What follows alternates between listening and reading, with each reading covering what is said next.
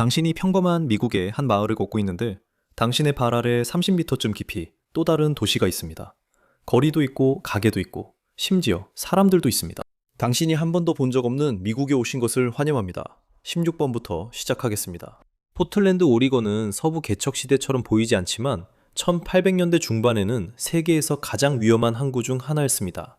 강군한 선원들은 술을 마시고 사라지곤 했습니다. 현지인들은 남자들이 약에 취해 지하로 밀반입되어 선원을 찾는 절박한 선장들에게 팔려간다는 소문을 속삭이곤 했습니다.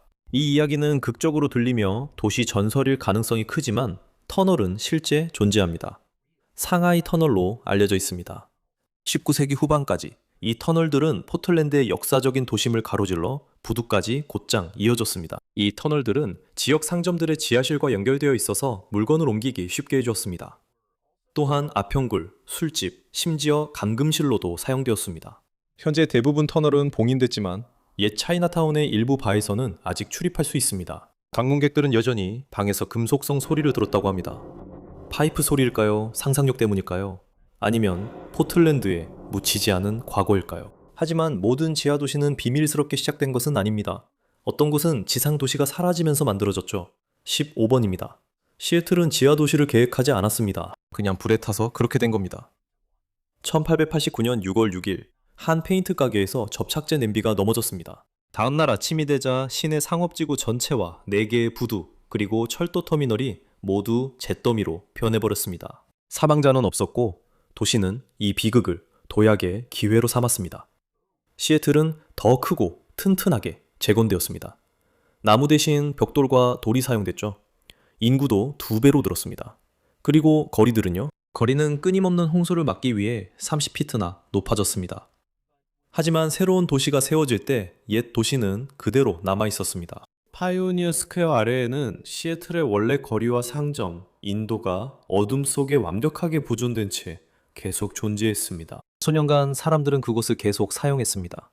지하 상점과 증기 목욕탕, 사창가도 여전히 붐볐으나 결국 모든 것이 변했습니다. 1907년 시애틀에 흑사병이 발생했습니다. 시 당국은 공포에 휩싸였습니다.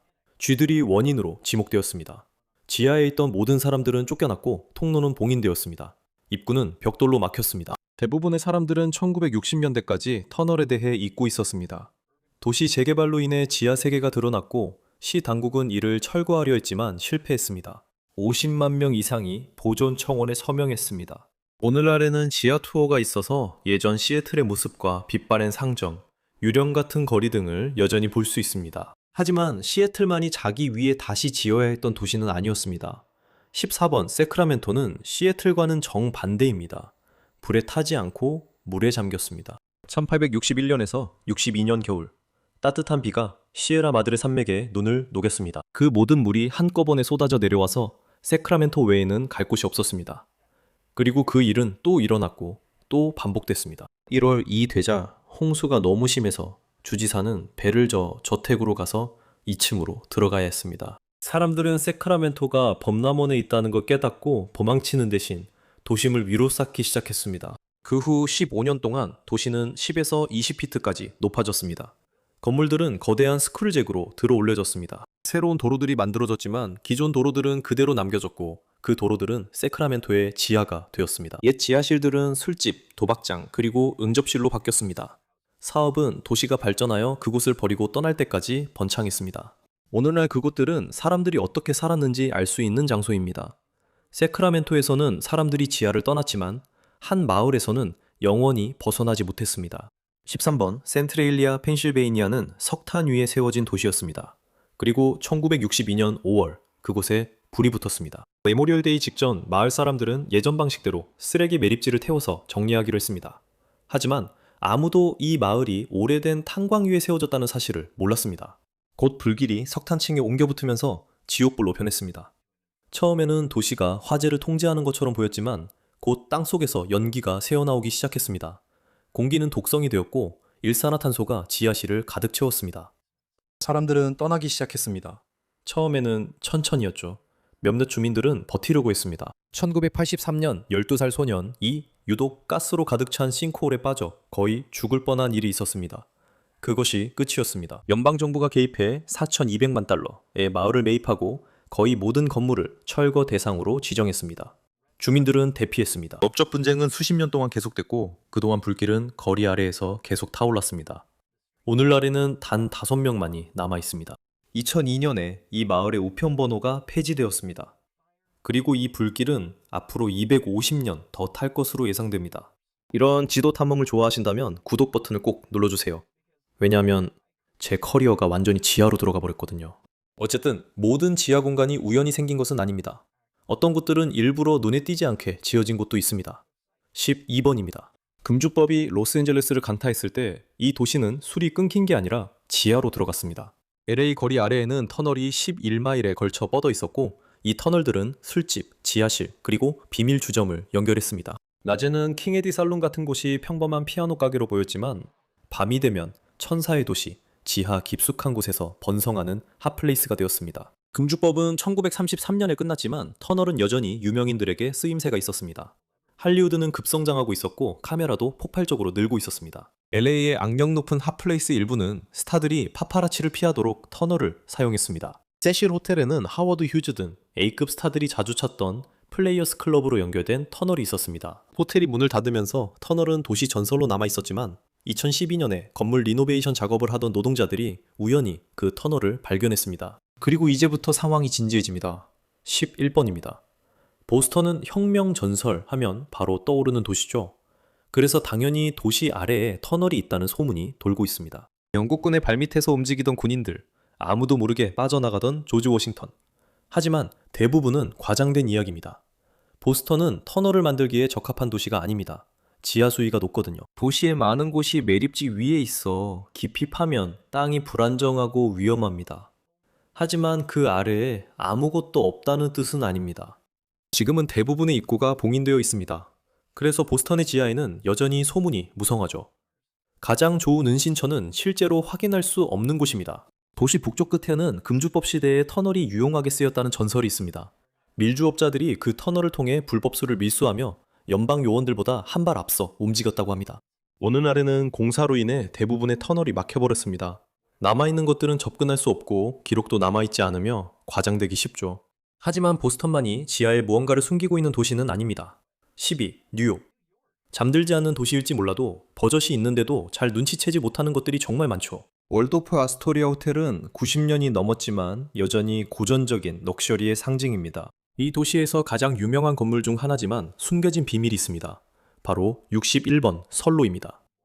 이곳은 1910년대에 지어진 뉴욕 철도 시스템의 일부로 그랜드 센트럴 터미널과 연결되어 있습니다.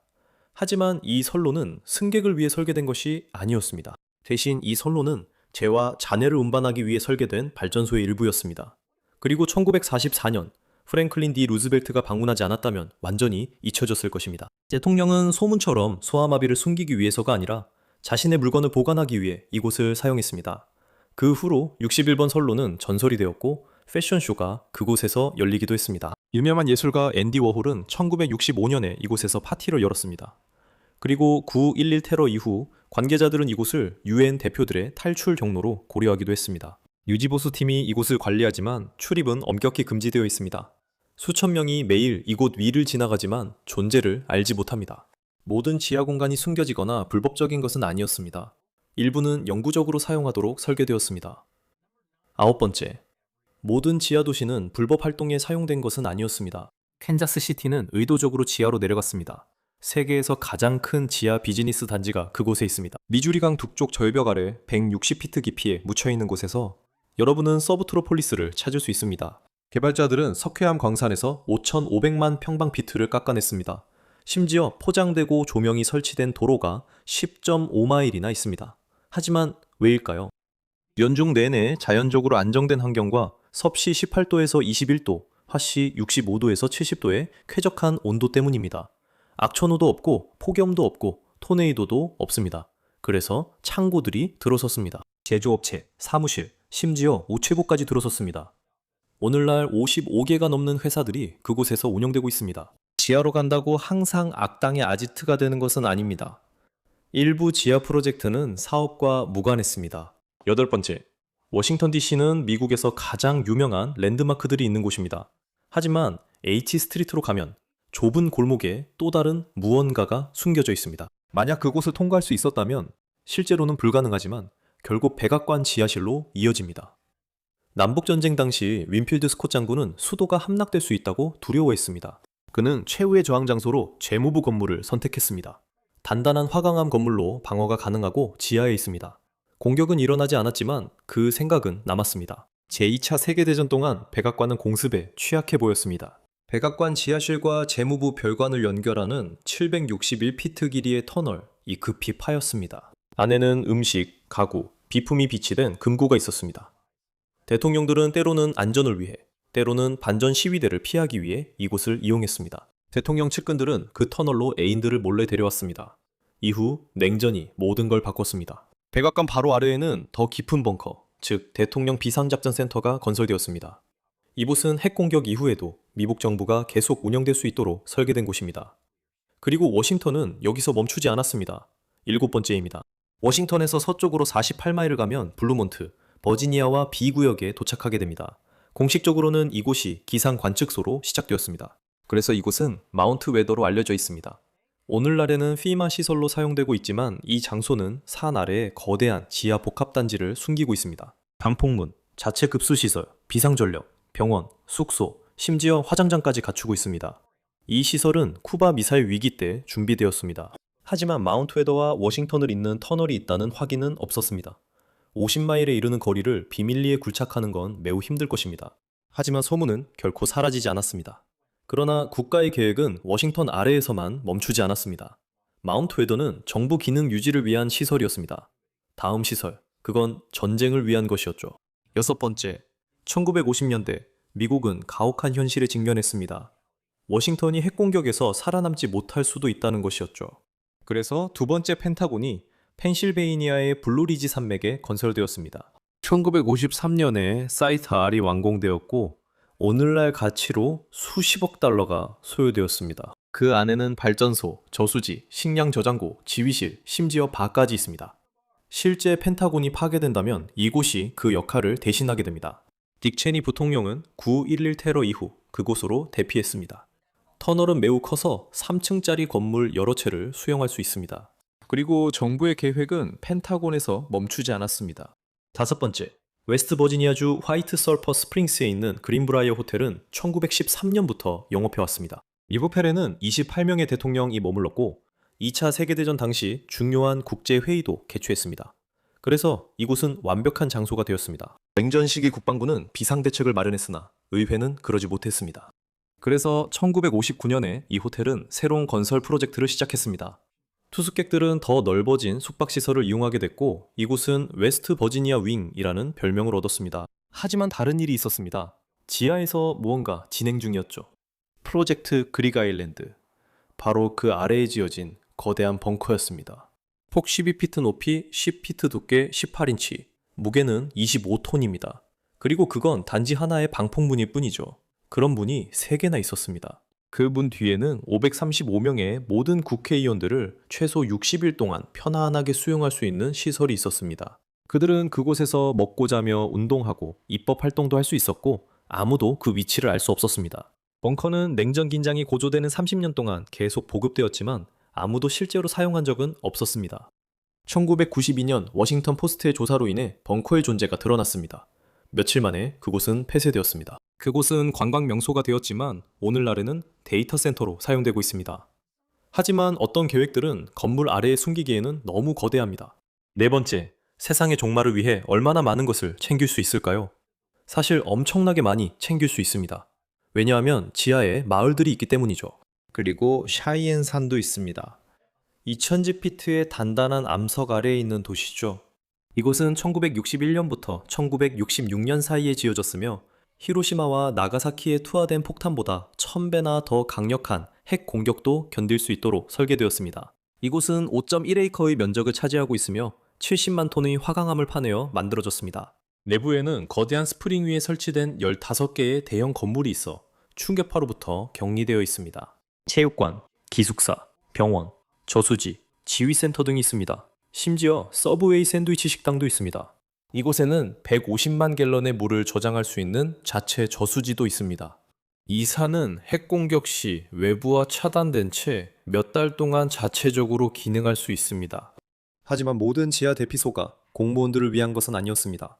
세 번째로, 쿠바 미사일 위기 당시 모든 대피소가 입법자나 장군들을 위한 것은 아니었습니다. 한 계획은 미국 시민들의 안전에 초점을 맞췄습니다. 그랜드 캐니언 동굴 지하 스위트룸 또는 그랜드 캐니언 벙커입니다. 케네디 대통령은 그랜드 캐니언 동굴을 낙진 대피소로 개조하기 원했습니다. 음식과 물이 지하 220피트 아래로 옮겨져 최소 2,000명을 지원할 수 있도록 했습니다. 오늘날 그랜드 캐니언 동굴 호텔은 그곳을 스위트룸으로 바꿨고 하룻밤에 $1,000가 듭니다. 하지만 수년 동안 변화해 왔습니다. 스위트룸에는 TV, 음악, 더블 침대, 심지어 도서관까지 원하는 모든 편의 시설이 갖춰져 있습니다. 존 F 케네디가 주문한 식량도 여전히 남아 있습니다. 동굴의 건조한 기후로 모든 것이 신선하게 유지됩니다. 한 지하 공간은 생존이 아니라 그 이후를 위해 만들어졌습니다. 두 번째로 1970년대 화장품 회사 에이본의 이사 제라드 B 핸더슨은 자신의 안전에 대해 걱정하기 시작했습니다. 그래서 그는 지하로 내려갔습니다. 1978년까지 라스베이거스 지하 맨션이 완공되었습니다. 지하 약 26피트, 약 8m 아래에 위치해 있습니다. 콘크리트와 강철로 만들어졌습니다. 들어가는 유일한 방법은 바위처럼 보이는 문을 통과하는 것이었습니다. 안에는 침실 5개, 욕실 6개, 수영장, 스파 2개, 바, 댄스플로어, 사우나, 그리고 4개의 홀로 이루어진 퍼팅 그린까지 있었습니다. 심지어 나즈 시뮬레이션하는 가짜 하늘도 있었습니다. 오늘날에도 그 지하 은신처는 여전히 존재하며 다른 집 아래에 묻혀 있습니다. 소유주인 스테이시스 재단은 2014년에 $115만 이 집을 구입했습니다. 소문에 따르면 그들은 이곳을 박물관으로 바꿀 예정이라고 합니다. 그리고 마지막으로 1위는 미국에 있는 지하 공간 중에서 생존을 위해 만들어진 것이 아닌 곳입니다. 그곳은 추억을 위해 만들어졌습니다. 1940년 오글소프 대학교의 총장인 손 웰 제이콥스는 한 가지 아이디어를 떠올렸습니다. 오늘날의 사회도 고대 이집트인들처럼 보물을 보존해야 한다는 것이었습니다. 대학교의 PB 허스트홀 깊숙한 곳에는 문명의 지하실이 숨겨져 있습니다. 이곳은 길이 20피트 너비 10피트 높이 10피트로 단단한 안반을 파서 화강암 아래 깊숙이 만들어졌습니다. 이 방은 밀폐 보강되어 손대지 않은 채 남아 있습니다. 그 안에는 20세기 초 문명을 대표하는 일상적인 물건들이 들어 있습니다. 아티쇼의 레코드, 플라스틱 도널드 덕, 프랭클린 D 루스벨트와 히틀러의 음성 녹음 등이 있습니다. 이 지하실은 8113년까지 봉인되어 있는데 이는 제이콥스가 살던 시대에서 최초의 달력까지와 같은 시간 간격이라고 합니다. 미국인들이 숨거나 도망치거나 살아남기 위해 터널을 파기도 하지만 때로는 단지 기억되기 위해 터널을 판다는 증거입니다. 오늘 저와 함께 해주셔서 감사합니다. 영상이 재미있으셨길 바랍니다. 이런 영상을 더 보고 싶으시다면 구독과 알림 설정을 부탁드립니다. 정말 큰 힘이 됩니다. 감사드리며 다음 맵팩에서 뵙겠습니다. 1930년대입니다. 무료 급식줄, 먼지 폭풍, 그리고 절망이 유행하고 있습니다. 하지만 미국에서 가장 가난한 지역에서도 빛이 나타납니다. 실제 빛이죠. 마치 가족들이 스위치를 켜서 신들로부터 불을 불러오는 것처럼 말입니다. 밖에서는 기계들이 굉음을 내며 작동하기 시작하고 인류가 두 발로 걷기 시작한 이래로 허리를 망가뜨려 온 고된 노동이 끝나게 됩니다. 마치 미래에 사는 것 같습니다. 비밀이 뭘까요? 기적이라기보다는 서류 작업처럼 들리는 것, 바로 테네시강 유역 개발공사입니다. 그렇다면 그게 정확히 무엇이었을까요? 산업혁명과 미국, 자본주의 천국에서 맺어진 인연이었고 첫눈에 반한 사랑이었습니다. 1890년까지 미국은 세계에서 가장 큰 경제 강국으로 변모했습니다. 그 원동력은 석유, 철강, 그리고 대담함이었습니다. 물론 몇몇 사람들은 정말로 부자가 되었습니다. 나머지 사람들은 대부분 게으름과 하루 14시간의 노동에 시달렸죠. 하지만 모든 사랑이 그렇듯 여기에도 방해꾼이 있었습니다. 바로 미국 농촌이었죠. 산업혁명은 나라의 모든 구석구석을 똑같이 휩쓸지는 않았습니다. 산업혁명은 시골을 훑어보고 나중에 올게 라고 했습니다. 그 영향이 가장 컸던 곳이 테네시밸리입니다. 여기가 그곳입니다. 이곳은 테네시강의 유역을 포함하고 있으며 켄터키에서 테네시, 엘라베마, 조지아, 캐롤라이나, 그리고 버지니아까지 구불구불 이어집니다. 듣기에는 정말 목가적이죠. 강, 완만한 언덕, 풍부한 물까지 천국 같겠지만 사실이 아닙니다.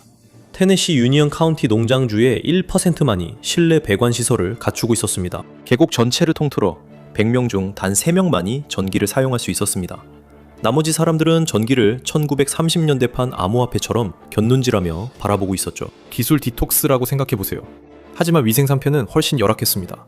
산업화된 미국에서 테네시밸리는 뒤처져 있었습니다. 이것은 나라의 결혼이 약간은 독성이 있었다는 증거입니다. 북부는 일찍 산업화가 되었지만 남부는 아직 신혼기가 시작되기만을 기다리고 있었죠. 남부 경제는 주식시장 붕괴 전부터 이미 침체됐고 단순히 면화 가격만 하락한 것이 아니었습니다. 마치 신이 짐을 싸서 북쪽으로 이사가고 냉장고엔 행운을 비는 쪽지만 남긴 기분이었죠. 엘라베마주 엔터프라이즈에는 영웅이나 전투가 아니라 곤충인 모카 바구미에게 바쳐진 기념비가 있습니다. 그 벌레는 1890년대 멕시코에서 넘어와 남부의 모카밭을 휩쓸며 생계를 파괴했습니다. 적에게 그렇게 집단적으로 충격을 받아서 그 적을 위해 동상까지 세운다고 상상해보세요. 하지만 이곳에서도 지리는 마지막 선물을 남겼습니다. 그 추복은 엘라베마 머스 쇼스에서 나타났습니다. 그곳은 테네시강이 불과 30마일 동안 140피트 나 떨어지는 곳입니다. 그렇게 떨어지는 물은 엄청난 미개발 에너지를 의미했습니다. 누군가가 알아차리기만을 기다리며 거기에 그대로 놓여있는 천연, 수력, 대박이었죠. 저도 그 기분을 잘 압니다. 이 영상들이 마음에 드신다면 꼭 구독 버튼을 눌러주세요. 왜냐하면 제 인생은 계속 확대되기만 하거든요. 1916년에 연방정부가 부지에 관심을 가져 매입하고 윌슨댐을 건설해 1차 세계대전 폭약용 질산염 공장에 전력을 공급하려 했습니다. 매우 애국적이었지만 전쟁이 일찍 끝나 문제가 생겼습니다. 1921년 제너럴 일렉트릭의 지도는 그 상처에 소금을 뿌렸습니다. 각 주는 전기를 사용하는 인구수에 따라 확대되거나 축소되어 그려졌죠. 워싱턴 DC는 마치 지도를 집어삼킨 것처럼 보였습니다. 98%가 전기가 공급되어서 꽤나 우쭐했죠. 전국 평균은요? 57%였습니다. 1억 800만 명의 미국인 중 6,200만 명만 전등을 쓸 수 있었고 나머지는 마치 세피아톤 인스타그램 필터 속에서 살았습니다. 남북전쟁은 끝났지만 메이슨 딕슨 라인은 여전히 역할을 하고 있었습니다. 거의 한 세기가 지난 후에도 미국은 1830년과 별반 다르지 않은 모습이었어요. 단지 모자는 더 멋져졌고 주식시장은 더 나빠졌을 뿐이죠. 남부의 소득은 전국 평균의 약 60% 수준에 머물렀어요. 대공황 시절에 우린 괜찮아 라는 말이 이런 거였죠. 윌슨댐은 1925년에 개장했는데 당시 4,700만 달러가 들었어요. 오늘날 가치로는 약 6억 6,300만 달러입니다. 정말 저렴한 편이죠. 그건 2025년에 가족용 달걀 한 판과 같은 가격이에요. 의회는 당황했죠. 너무 큰 돈이었기 때문에 그들은 그것을 팔려고 했어요. 도매자들이 줄지어 등장했습니다. 헨리 포드는 질산염 공장을 짓기 위해 99년 임대 계약을 제안했어요. 이 지역이 처음으로 산업의 모습을 본 순간이었습니다. 그러나 남부주들 중 이를 지키려 싸운 곳은 한 곳도 없었습니다. 그 추진력은 네브래스카주의 상원의원에게서 나왔습니다. 지역 경제에 관심을 가진 유일한 사람은 800마일 떨어진 곳에 살고 있었죠. 조지 W. 노리스 상원의원은 테네시밸리 개발을 위해 연방정부 지원을 6번이나 시도했습니다. 이쯤 되면 그는 제안보다 거절에 집착한 셈이죠. 광란의 20년대. 그는 완전히 잘못된 정당에 속한 올바른 사람이었습니다. 워싱턴은 샴페인에 빠져 허우적거리느라 홍수물에 허우적거리는 사람들에게는 관심조차 없었죠. 그러다 1925년부터 1928년까지 가뭄이 들었습니다. 농작물이 죽고 가축이 굶어 죽었죠. 1929년이 되자 가난한 조지알 백인들은 연간 약 200달러, 오늘날로 치면 약 3,800달러로 겨우 생계를 이어가고 있었습니다. 그리고 그건 대공황 이전의 일이었습니다. 주식시장이 붕괴되자 남아있던 작은 기반마저 완전히 무너졌죠. 1931년에는 면화 가격이 파운드당 5.6센트로 폭락했는데 이는 수십 년 만에 가장 낮은 가격이었습니다. 남부 전체 경제가 자신들이 경작하려던 땅에 완전히 꼬꾸라지고 말았습니다. 미국은 항상 복잡한 나라였습니다. 한쪽은 산업적이고 야망이 넘쳤지만 다른 한쪽은 여전히 어둠 속에서 전등 스위치를 찾으려 허둥대고 있었습니다. 산업혁명은 이런 차이점을 더 이상 무시할 수 없게 만들었습니다. 하지만 이혼은 선택지에 없었습니다. 그들은 아이들을 위해 부부처럼 관계를 유지해야 했습니다. 꼭 이렇게까지 할 필요는 없었죠. 독일은 폭격을 당하고 경제적으로 파탄났으며 아직도 1차 세계대전의 상처를 극복하지 못하고 있었지만 농장의 90%가 전기화되었습니다. 뉴질랜드는 60%에 도달했고 설상가상으로 캐나다도 앞서 있었습니다. 1930년대에 이미 온타리오 시골 지역의 20%가 전기를 사용하고 있었습니다. 문제는 대공황 한가운데서 어떻게 그리고 어떤 방식으로 그것을 해낼 수 있느냐였습니다. 그 시대의 고통은 상상하기 힘들 정도로 컸습니다. 2008년의 금융위기는 비교하면 그냥 힘든 월요일 정도로 보일 정도였습니다. 1933년에는 실업률이 거의 25%에 달했습니다. 그때는 틱톡이나 인스타그램 같은 것도 없었습니다. 대공황 스타일 인플루언서로 새롭게 태어날 수도 없었죠. 굶주림에 시달리느라 너무 바빴으니까요. 그리고 그 고통이 모두에게 똑같이 분배된 건 아니었습니다. 25%는 전국 평균이었고 어떤 지역은 괜찮았습니다. 다른 지역들은 마치 경제가 삶을 포기한 것처럼 보였습니다. 북부 지역이 특히 큰 타격을 받았죠. 미시간은 실업률이 최고 35.9%까지 치솟았습니다. 뉴욕과 펜실베이니아도 비슷했습니다. 힘들었지만 견딜만 했죠. 하지만 남쪽은 훨씬 더 암울했습니다. 조지아와 사우스캐롤라이나는 약 19% 정도를 기록했습니다. 그게 좋은 소식이었습니다. 남부는 대공황 이전부터 이미 가난했죠. 흑인 남부인들에게는 상황이 훨씬 더 나빴습니다. 당연한 일이었죠. 전국적으로 아프리카계 미국인 절반이 실업 상태였고 남부 짐 크로우버 말에선 단순한 불황이 아니라 성경에나 나올 법한 재앙이었습니다. 애틀랜타에서는 흑인 노동자의 70%가 일자리를 잃었습니다. 백인들이 한때 무시하던 허드렛 일이 갑자기 승진처럼 보이기 시작했기 때문이죠. 그리고 누가 그 일자리를 먼저 차지했을까요? 네, 어렵지 않게 짐작할 수 있습니다.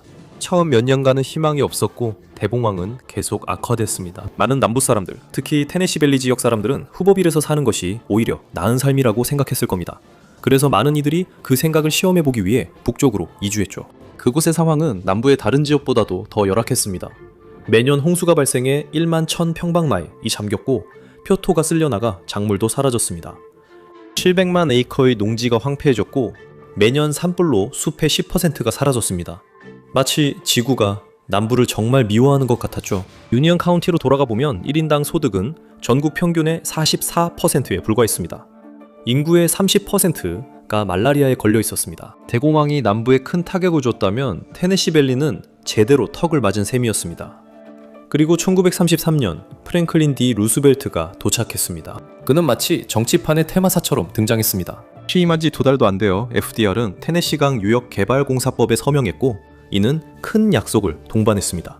농지와 산업을 회복시키겠다는 것이었습니다. 일반적으로 정부가 화요일을 망치는 것 외에도 뭔가 할 수 있다는 것을 미국인들에게 납득시키는 것이었습니다. TBA는 대담하고 야심찼으며 빠르게 적을 만들었습니다. 민간 전력 회사들은 연방 전력 공기업을 완전한 이단으로 여겼습니다. 그들에게 전기는 진보가 아니라 이윤이었습니다. 정부가 전력 사업을 운영한다는 생각에 그들은 분노했습니다. 마치 5성급 레스토랑 옆에 무료 뷔페가 생긴 것 같았죠. 그래서 미국의 오랜 전통에 따라 그들은 소송을 제기했습니다. 이쯤 되면 거의 반사신경처럼 나오는 행동이죠. 그리고 TBA에게 상황은 좋지 않아 보였습니다. 법원은 초반에 TBA에게 불리한 판결을 내렸지만 항소심에서 다시 승리를 거머쥐었습니다. 그래도 여기는 미국이었습니다. 항상 또 다른 소송이 이어집니다. 그 다음에 일어난 일은 보통 정부와는 연관되지 않는 것이었습니다. 바로 속도였습니다.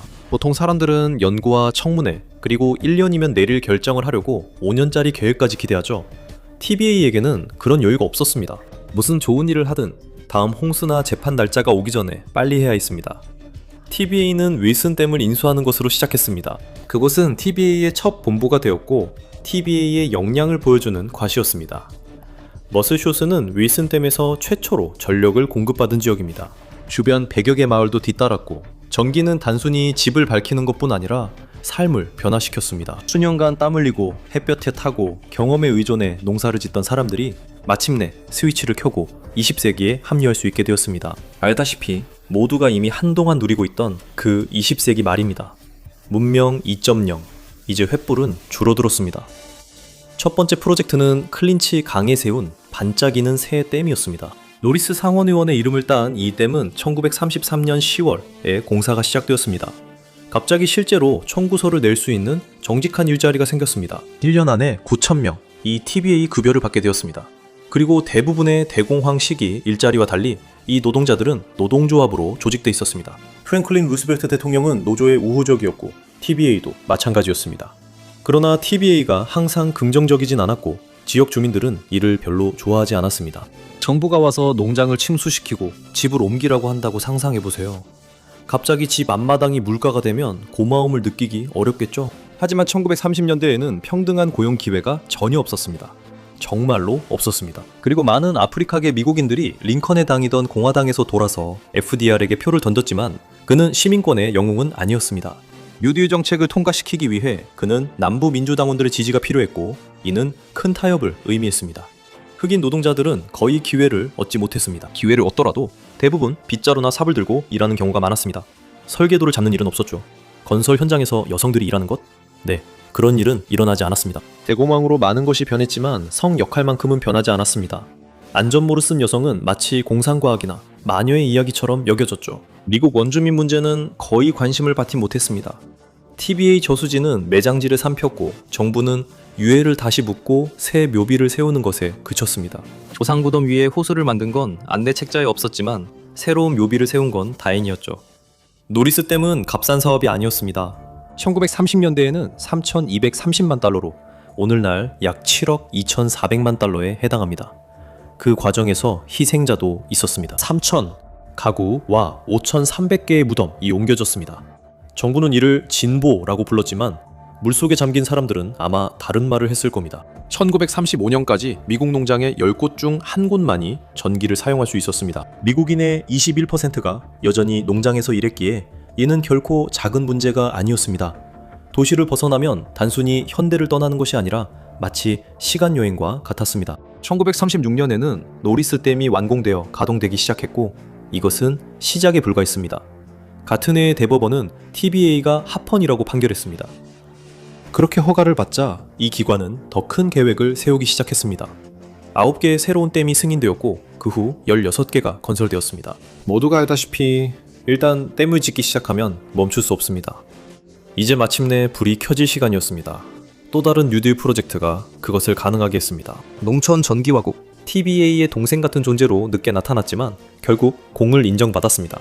그들의 임무는 무엇이었을까요? 머슬쇼스 모델을 테네시밸리 전체로 확장하는 것이었습니다. 폰타나 댐이 그 중에서도 최고의 보석이 되었습니다. 윌슨과 노리스 댐이 인상적이었다면 폰타나 댐은 괴물 같은 존재였습니다. 댐의 고질라라고 할 수 있지만 더 친근하고 방사능도 덜했습니다. 높이 480피트로 여전히 미시시피강 동쪽에서 가장 높은 댐입니다. 그 저수지인 폰타나 호수는 1만 에이커가 넘는 면적에 이릅니다. 하지만 그 아름다운 물 아래에는 비밀이 숨겨져 있습니다. 노리스 댐과 마찬가지로 폰타나 댐에도 승자와 패자가 있었습니다. 진보에는 항상 희생이 따릅니다. 폰타나 호수 아래에는 여러 마을이 잠겨 있는데 방주를 가진 남자만 없었을 뿐 현대판 대홍수처럼 모두 사라졌습니다. 그래도 댐은 제 역할을 해냈습니다. 일본도 그 사실을 주목했습니다. 1930년대에는 태풍이 해안을 강타했습니다. 농장들은 물에 잠기고 일본 북부는 기근에 빠졌습니다. 대륙만 다를 뿐 같은 문제였습니다. 자연의 힘은 전 세계를 돌고 있었습니다. 일본 엔지니어들이 TBA를 연구하기 위해 미국에 왔습니다. 1938년까지 일본은 기타카미강에 수력발전댐 5개를 건설하고 있었습니다. 한때 재해가 잦았던 그 지역은 일본 전시산업의 중심지가 되었습니다. 비록 그것이 제국을 구하지는 못했지만 결국 아무리 댐을 지어도 원자폭탄은 못 이깁니다. 하지만 TBA의 시기는 또 다른 이유로 중요했습니다. 대공황은 미국만 무너뜨린 것이 아니었습니다. 전 세계를 강타했죠. 1차 세계대전의 후유증에서 아직 벗어나지 못한 독일은 가장 큰 타격을 받은 나라 중 하나였습니다. 그리고 FDR이 취임한 지 2달 후 아주 다른 유형의 지도자가 자신의 계획을 가동하기 시작했습니다. 아돌프 히틀러 역시 인프라에 큰 관심이 있었습니다. 그는 아우토반과 전쟁 자체를 아주 좋아했습니다. 그의 전격전 공세이 시작되자 미국이 얼마나 뒤처져 있는지 뼈저리게 드러났습니다. 미국은 낙관주의만 있었고 아돌프는 탱크를 가지고 있었습니다. 하지만 비밀 무기가 있었습니다. TBA의 저렴한 전기는 가난한 오지를 전시 생산 체제로 탈바꿈시켰습니다. 전기는 엄청난 증폭제가 되었습니다. 공장들이 하룻밤 사이에 생겨났고 시끄럽고 뜨겁고 아마도 여러 안전법규를 위반했을 것입니다. 갑자기 테네시밸리의 사람들은 민주주의의 병기창을 떠받치는 일원이 되었습니다. 그들은 선박, 포탄, 총을 위한 강철을 만들었습니다. 항공기용 알루미늄이 조립라인에서 트럭 단위로 쏟아져 나왔고 테네시밸리 알루미늄으로 비행기가 생산됐습니다. 미국 군수품에 들어가는 원소 인의 60%가 이곳에서 나왔습니다.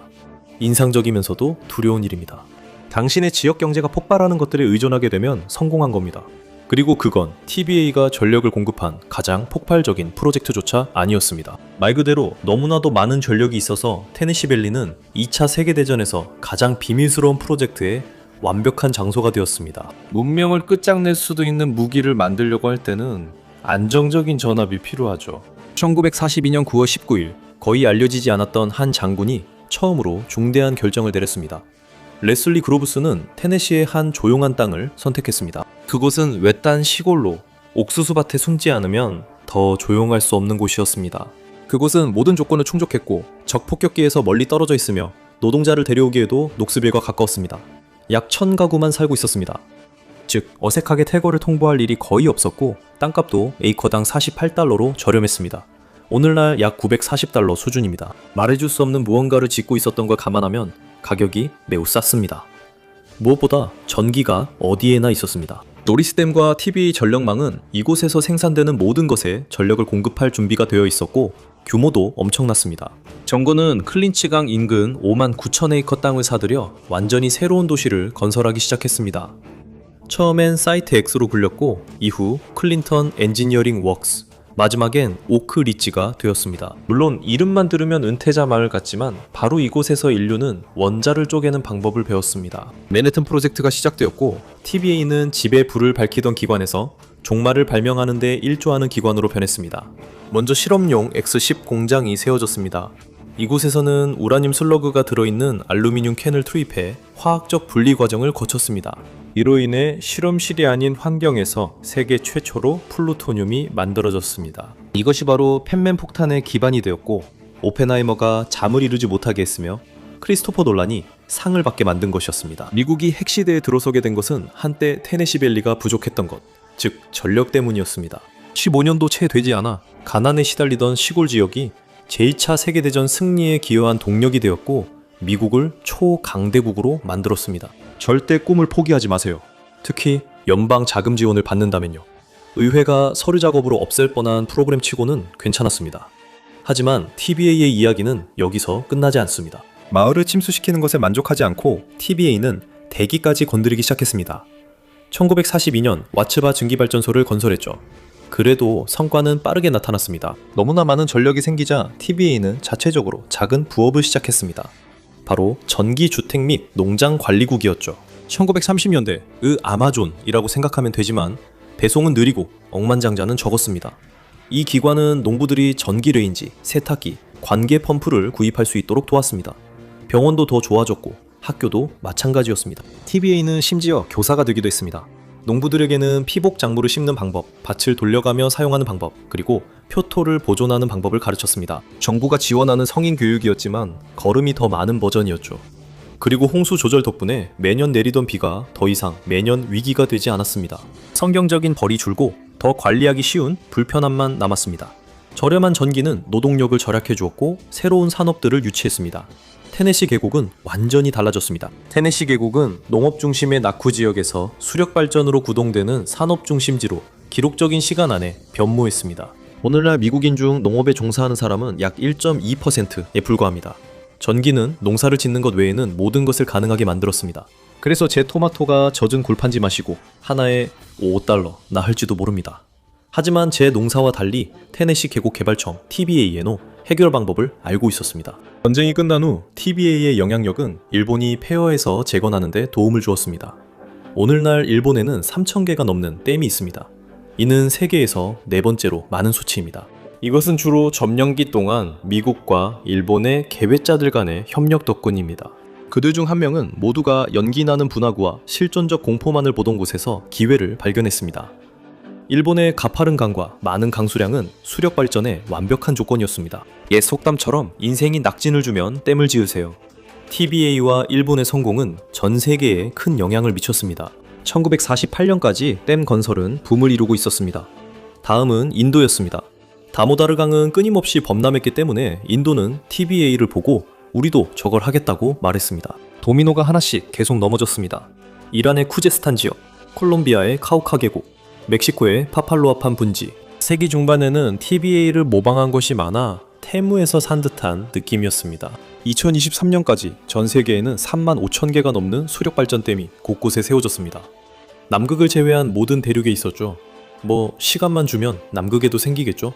TVA가 댐을 발명한 것은 아니지만 때때로 원자폭탄까지 동원해서 지역 전체를 더 나은 방향으로 바꿀 수 있다는 것을 증명했습니다. 유엔도 심지어 이를 빈곤 퇴치의 모범 사례로 삼았습니다.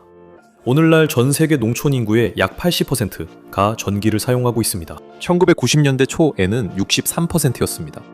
많은 발전과 콘크리트가 있었습니다. 그리고 그 증거는 바로 가까이에 있었습니다. 1953년까지 테네시밸리의 1인당 소득은 전국 평균의 44%에서 61%로 뛰어올랐습니다.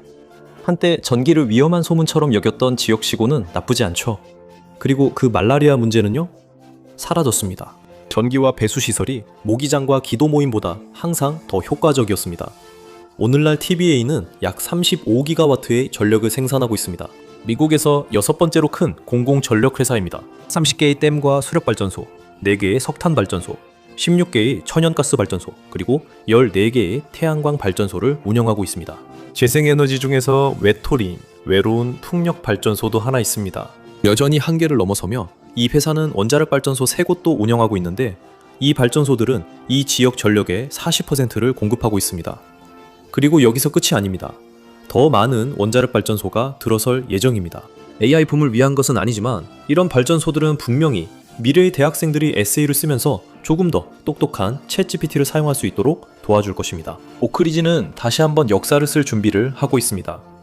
TBA는 미국 최초의 소형 모듈식 원자로 허가를 막단했습니다. 이 원자로들은 기존 원자로의 3분의 1 정도 크기이고 훨씬 더 효율적입니다. 공장에서 제작되어 트럭으로 운송되고 현장에서 조립됩니다. 이것은 에너지 발전소의 이케아 버전이지만 나사를 하나라도 잃어버리면 훨씬 더 심각한 결과가 따릅니다. 이 모든 것은 TBA의 2050년 탄소 중립 달성 계획의 일부입니다. TBA 덕분에 남부에서 가장 가난한 지역 중 하나가 산업혁명의 온전한 일원가 되었습니다. 이를 천생연분이라고 부르기엔 다소 무리가 있을 수 있습니다. 천국은 원자폭탄을 발명하는데 그다지 관심이 없지만 TBA는 성공했습니다. 여러 면에서 미국 역사상 가장 성공적인 인프라 프로젝트였습니다. 어쩌면 전 세계적으로도 그럴지 모릅니다. 이 거대 프로젝트는 한 지역의 전력을 공급하고 한 나라의 모습을 바꾸었으며 우연히 종말을 불러오는데도 일조했습니다. 그러니 모두에게 이득이었죠. 오늘 저와 함께 해주셔서 감사합니다. 영상이 재미있으셨길 바랍니다. 이런 영상을 더 보고 싶으시다면 구독과 알림 설정을 부탁드립니다. 정말 큰 도움이 됩니다. 다시 한번 감사드리며 맵팩에서 또 뵙겠습니다. 미국은 세계에서 3번째로 인구가 많은 나라일 수 있지만 3억 4천만 명의 사람들은 까다롭습니다. 3분의 2는 미시시피강 동쪽에 머물고 거의 3분의 1은 해안 지역에 몰려 있으며 시골 인구의 거의 절반은 남부에 있습니다. 그레이트 플레인스는 사실상 유령 도시입니다. 도대체 무슨 일일까요? 오늘 맵팩에서는 왜 미국의 중심부에 아무도 살지 않는지 파헤쳐 보겠습니다. 이런 마스터 클래스가 마음에 드신다면 구독 버튼 꼭 눌러주세요. 안 그러면 저는 낯선 사람들에게 지리 이야기를 해야 할지도 몰라요. 미국 중부의 인구가 거의 없는 이유를 설명하려면 기본부터 시작해야 합니다. 즉, 물이 실제로 어디에 있는지 아니면 대평원 대부분에서는 어디에 없는지 보여주는 지도가 필요합니다. 와이오밍과 서부 평원의 일부 지역은 연간 강수량이 10인치, 즉 25cm도 안 됩니다. 장군님의 미트로프보다 더 건조하죠. 동쪽으로 갈수록 상황이 나아지지만 평원의 맨 끝자락에서만 연간 강수량이 30인치, 즉 76cm를 넘습니다. 한편 미시시피강 동쪽과 태평양 북서부 지역에는 물이 넘쳐납니다. 물론 로키 산맥에서 미주리, 아칸소, 캐나디언, 레드, 페코스, 브라조스 같은 강들이 대평원주로 흘러 들어오긴 하지만 이 강들은 믿을만한 생명줄이라기보다는 시간제 직원에 더 가깝습니다. 이 강들은 적설량에 의존하는데 적설량은 해마다 달라집니다. 대평원은요, 거대한 야외 건조기라고 생각하시면 됩니다. 북쪽에서는 땅이 1년에 약 29인치, 74cm의 물을 잃습니다. 남쪽으로 내려가면 사망은 더 심각해서 56인치, 142cm의 물이 사라집니다. 마치 샤워기를 몇 주 동안 계속 틀어놓고 그 물이 그냥 사라지는 걸 보는 것과 같습니다. 호수를 찾고 있다면 포기하세요. 몇몇 개울이나 연못을 제외하면 거의 없고 그것들도 가뭄이 들면 완전히 사라질 수 있습니다. 원주민들은 줄어드는 물줄기를 따라 이동하며 가능한 곳에 야영지를 세웠습니다. 나중에 정착민들은 댐과 관계시설로 자연을 속이려 했지만 아무리 뛰어난 공학기술도 결국 자연이 동의하지 않은 계약에 대한 임시 방편일 뿐입니다. 이건 피할 수 없는 일입니다. 미국 중부는 대규모 인구 밀집 지역에 적합하지 않습니다. 이는 지표수가 부족하기 때문만이 아닙니다. 자연은 우주에서 볼 수 없는 두 번째 풍부한 수자원을 숨겼습니다. 그 전에 최근 이주 현황을 보여주는 최신 지도를 먼저 보겠습니다. 사람들이 몰려가는 주가 어디인지 맞춰보세요. 아니요, 텍사스가 아닙니다. 몬태나와 아이다호가 미국에서 가장 빠르게 성장하는 주 중에 속합니다. 2024년 4월까지 몬태나는 인구가 3.6% 증가했고 아이다호는 놀랍게도 5.4%나 증가했습니다. 가장 큰 이유는 더 저렴한 주택 가격이었습니다. 모두가 같은 생각을 하기 전까지만요. 이제 몬태나의 주택 중간 가격은 37만 8천 달러이고 아이다호는 48만 5천 달러입니다. 물론 캘리포니아의 83만 3천 달러에 비하면 여전히 저렴한 편이지만 실제로는 텍사스의 33만 8천 달러, 나 플로리다의 41만 2천 달러보다 더 비쌉니다. 미국 한가운데에 위치한 주들은 천정부지로 치솟는 주택 가격에서 벗어나려는 사람들에게 훨씬 더 큰 안도감을 줍니다. 이곳들은 전국에서 가장 저렴한 주택들이 있는 곳입니다. 사우스 다코타가 32만 달러로 이 지역 중에서는 가장 비싸지만 다른 주들은 모두 30만 달러 이하입니다. 오클라호마의 주택 중간 가격은 단지 24만 4천 달러로 전국에서 세 번째로 저렴합니다. 하지만 저렴한 집값이 항상 인구 증가를 의미하는 것은 아닙니다. 2024년까지 오클라호마 인구 증가율은 0.7%에 그쳤습니다. 사우스다코타는 2.6%였고 노스다코타는 단지 7,500명의 인구만이 늘었습니다. 이걸 인구 대이동이라고 부르기는 어렵죠. 캔자스는 19,000명, 네브래스카는 약 17,600명 증가로 겨우 0.8%의 성장률을 기록했습니다. 저렴하냐고요? 네, 맞아요. 하지만 인기가 많진 않습니다. 그곳에서는 저렴한 집들이 흔하거든요. 하지만 강력한 도시도 없고 안정적인 일자리도 없으며 제대로 된 서비스도 없기 때문에 대부분의 사람들은 오래 머물지 않습니다. 물론 지금은 그 주가 유망해 보일 수 있지만 정말로 미국의 텅 빈 중부 지역 전체에 인구 성장을 촉진할 수 있을까요? 아니면 조용한 평원에서 그저 예외적인 존재일 뿐일까요? 러시모어 산의 고장인 사우스다코타는 이웃보다 더 잘하고 있지만 그 이유는 예상과 다릅니다. 셰일가스를 떠올린다면 한 주 위에 노스다코타 얘기입니다. 그 붐은 노스다코타 몫입니다. 사우스다코타는 수폴스 대도시권 덕분에 혜택을 누립니다. 이 지역 주민은 약 30만 8천 명으로 주 인구의 3분의 1에 달합니다. 부동산 중개인들은 새 이주민들이 저렴한 집뿐만 아니라 좋은 학교와 도로, 그리고 주간 고속도로 29번과 90번이 교차하는 도시에 관심이 있다고 말합니다. 수폴스는 중서부에서 가장 빠르게 성장하는 도시가 되었습니다. 다코타 연구소에 따르면 팬데믹으로 인한 변화, 군대 재배치, 인근주의 변동성, 큰 에너지 산업이 모두 성장에 기여했다고 합니다.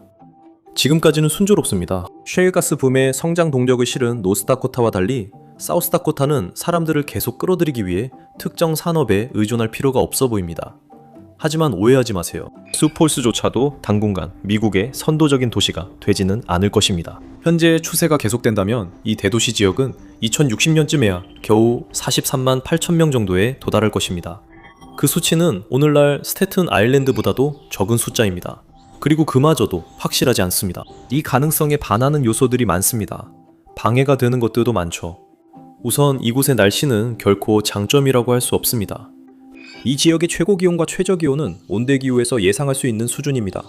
여름은 덥고 겨울은 춥고 이런 패턴이 반복됩니다. 사우스다코타는 겨울에 뉴욕보다 더 자주 영하로 떨어집니다. 여름 기온은 비슷하고 대초원 전체에서도 이 패턴이 크게 다르지 않습니다. 즉, 이곳의 날씨는 특별하거나 머물고 싶을 만큼 쾌적하지 않습니다. 그러나 온도계만으로는 다 설명할 수 없습니다. 기록이 어디에서 이루어지는지도 그만큼 중요하고 그 기상 관측소가 위치한 땅도 모두 똑같지 않습니다. 뉴욕시에서는 극한 기상이 비교적 드뭅니다. 동부 해안에 위치해 있어 열대성 저기압의 영향을 받습니다. 2012년 허리케인 샌디의 여파를 겪은 사람들은 이를 잘 압니다. 하지만 허리케인은 매우 드물고 토네이도는 그보다도 더 희귀합니다. 뉴욕주에서는 연평균 약 10개의 토네이도가 발생하며 1900년 이후 EF3 이상은 2번뿐이었습니다. EF 5등급의 토네이도는 한 번도 발생한 적이 없기 때문에 잘 지어진 건물들은 꽤 안전하다고 할 수 있습니다. 뉴욕시의 치명적 토네이도가 올 확률은 거의 없습니다. 물론 심각한 교통체증을 천재지변으로 보지 않는다면요. 하지만 다코타, 네브래스카, 캔자스, 오클라호마에서는 그렇지 않습니다. 토네이도 활동 지도를 보면 이 지역이 두드러지게 나타납니다. 토네이도 앨리, 토네이도가 자주 발생하는 미국 지역입니다. 2024년에는 노스다코타에서 18개, 사우스다코타에서 11개의 토네이도가 발생했습니다. 그렇게 심각한 숫자는 아니지만 재앙이라고 할 정도는 아닙니다. 하지만 이제부터 상황이 더 나빠집니다. 그 해에만 네브래스카에서는 131개의 토네이도가 발생했고 캔자스에서는 89개, 오클라호마에서는 91개가 발생했습니다. 토네이도 앨리, 단순한 별명이 아니라 경고입니다.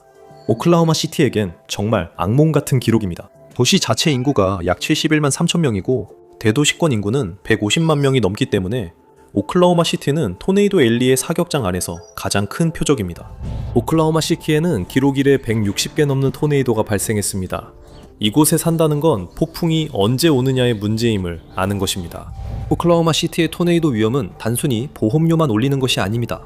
비상 관리 자체를 악몽으로 만듭니다.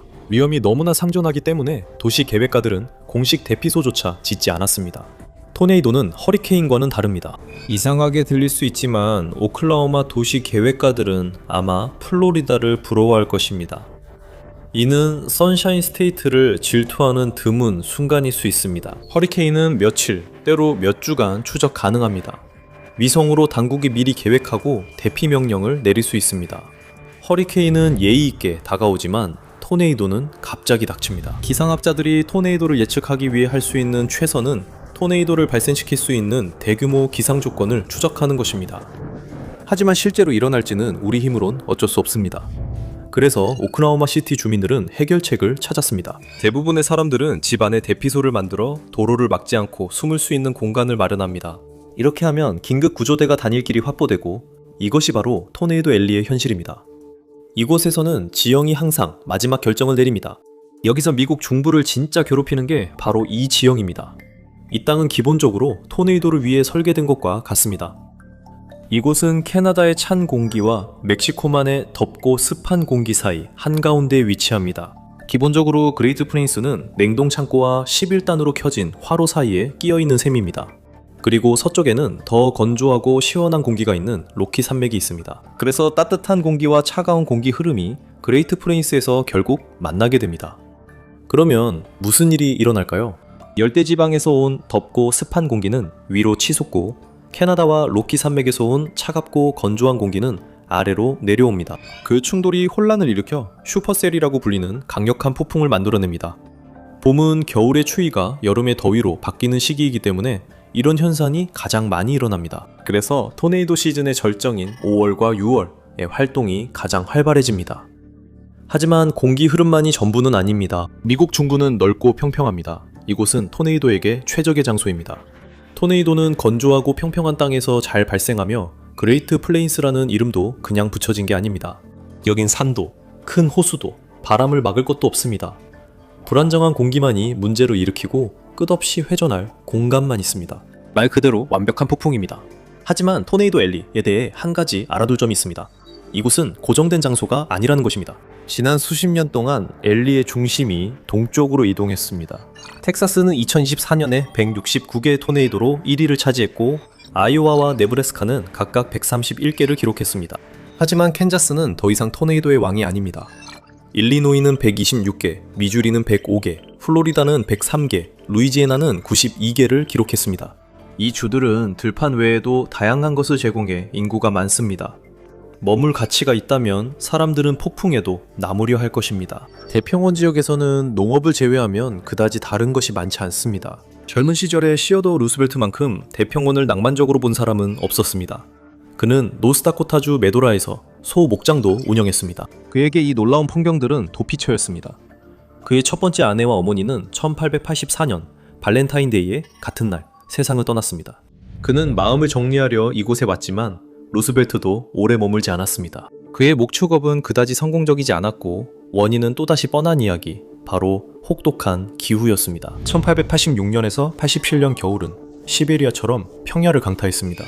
기온은 화씨 영하 41도, 섭씨 영하 40도까지 떨어졌습니다. 소들은 서 있던 자리에서 그대로 쓰러졌고 그렇지 않은 소들은 필사적이었습니다. 어떤 소들은 집에 타르 종이를 갉아먹었고 다른 소들은 눈더미를 타고 올라가 나뭇가지를 뜯어먹었습니다. 불행히도 살아남은 소는 드물었습니다. 루스벨트는 오늘날 가치로 230만 달러의 손실을 입고 뉴욕으로 돌아갔습니다. 그는 의회를 상대하는 것이 소를 다루는 것보다 더 쉬울 것이라고 결심했습니다. 루스벨트의 이야기는 오늘날까지도 평원에서의 삶의 전형적인 예시입니다. 최근 몇 년 동안 겨울이 그렇게 혹독하지는 않았지만 새로운 위협이 다가오고 있습니다. 사실 눈이 조금 더 오는 것이 오히려 환영받을 수도 있습니다. 대평원의 건조한 표면은 토네이도를 만들어내기에 완벽할지 모르지만 깊은 지하에는 진짜 비밀이 숨겨져 있습니다. 이 지역이 미국뿐만 아니라 세계 여러 지역의 식량을 책임지는 곡창지대가 된 이유이기도 합니다. 흙 아래를 보면 오갈라라 대수층이 있습니다. 지도에서 확인할 수 있습니다. 이 대수층의 물은 와이오밍, 사우스다코타, 네브래스카, 캔자스, 콜로라도, 뉴멕시코, 오클라호마, 그리고 북부 텍사스주에 걸쳐 있습니다. 이걸 이 지역의 지하수 저금통이라고 생각해보세요. 하지만 모두가 돈을 한 움큼씩 꺼내기만 하고 아무도 다시 넣지 않는다고 상상해보세요. 그게 바로 문제입니다. 이곳의 지표수만으로는 대규모 농업을 유지할 수 없지만 지하수를 끌었으면 갑자기 농업의 중심지가 활기를 띠게 됩니다. 그리고 한번 시작되면 멈추지 않습니다. 밀은 이 지역의 주된 작물입니다. 미국과 캐나다의 대평원은 전 세계 밀 수출량의 약 절반을 생산합니다. 대평원주들은 또한 미국에서 수확되는 밀의 약 60%, 수수의 87%, 그리고 면화의 36%를 차지합니다. 보리를 비롯해 알팔파, 옥수수, 건초, 콩까지 더하면 이 지역의 주요 여가 활동이 농사인 이유를 알 수 있습니다.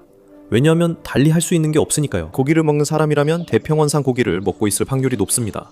미국 유구의 절반이 이곳에서 사육됩니다. 여기는 말 그대로 나라에서 가장 큰 발굽 달린 무제한 뷔페라고 할 수 있지만 그게 다가 아닙니다.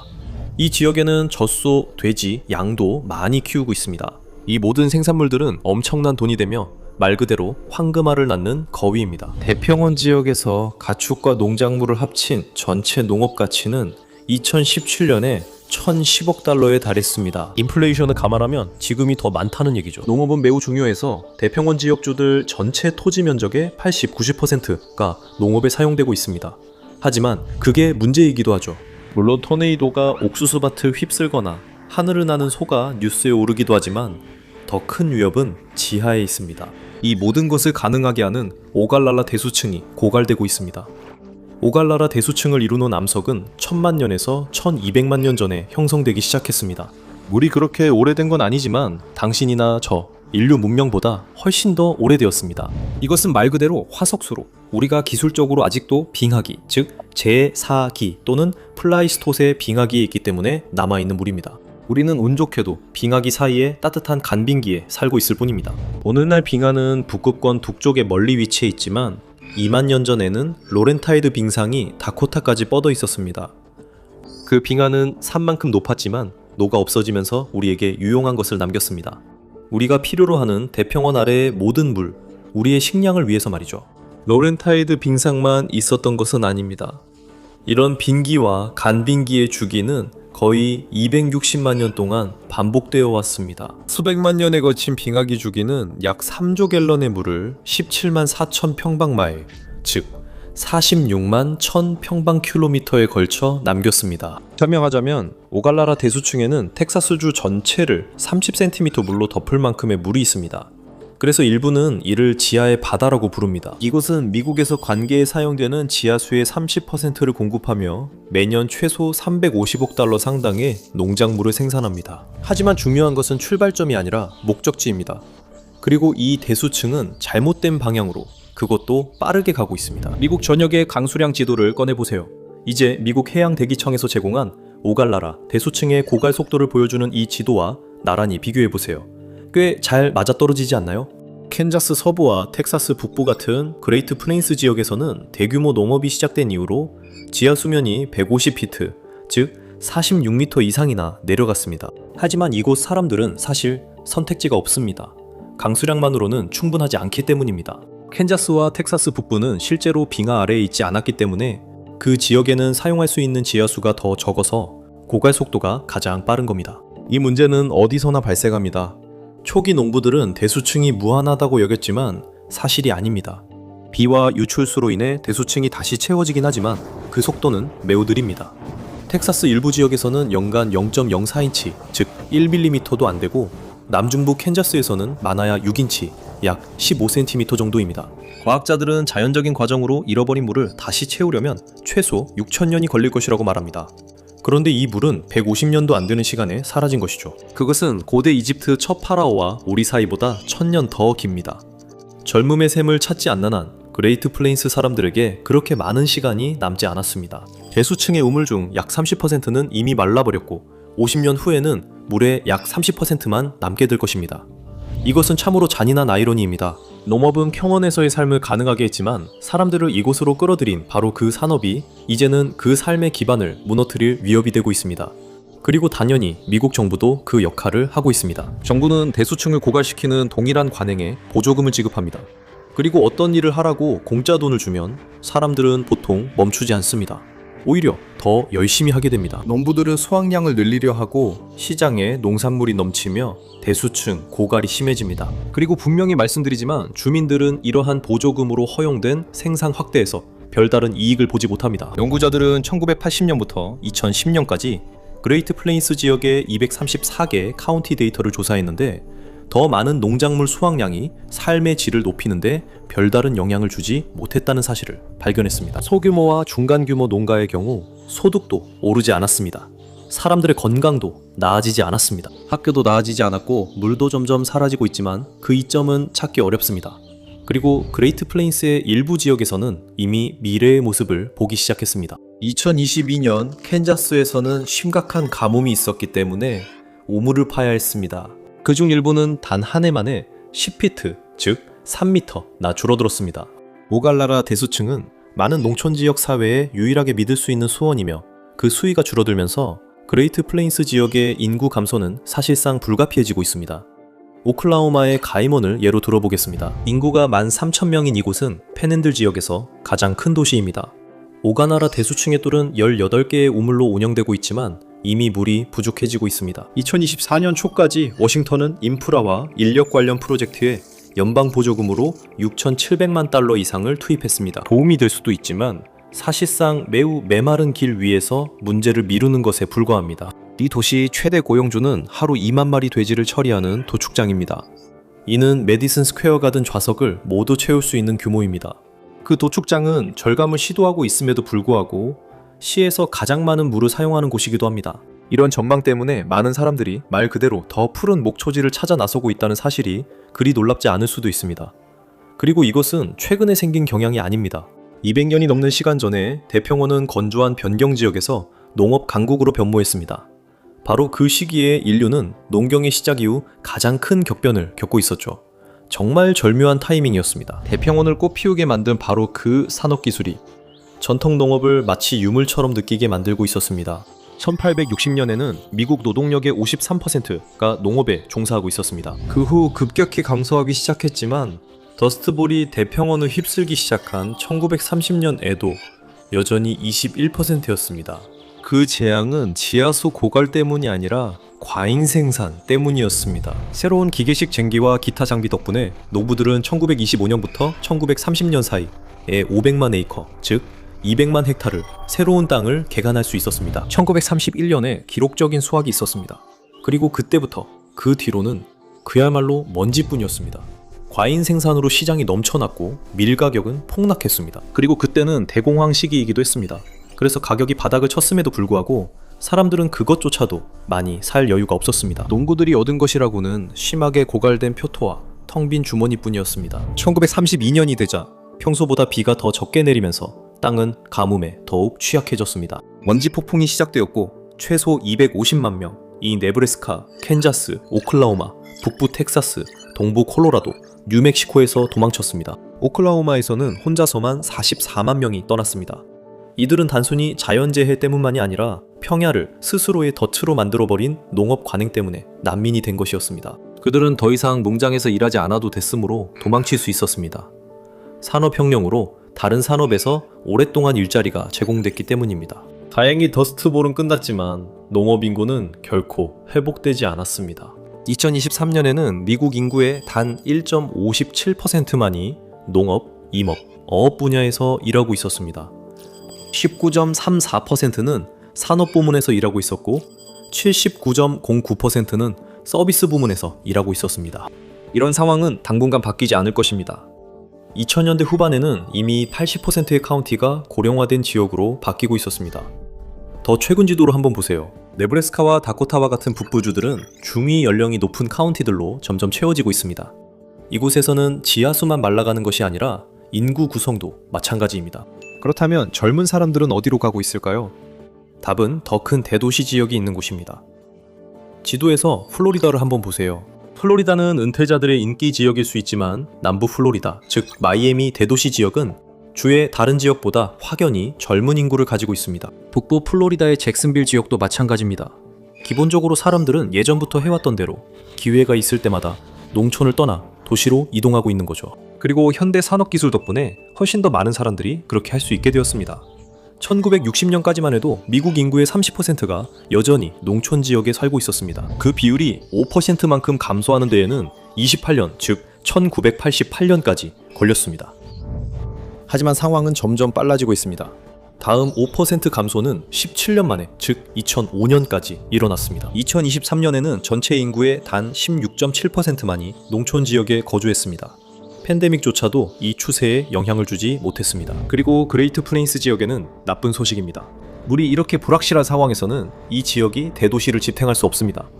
그리고 대부분의 사람들이 살고 싶어하는 곳은 대도시입니다.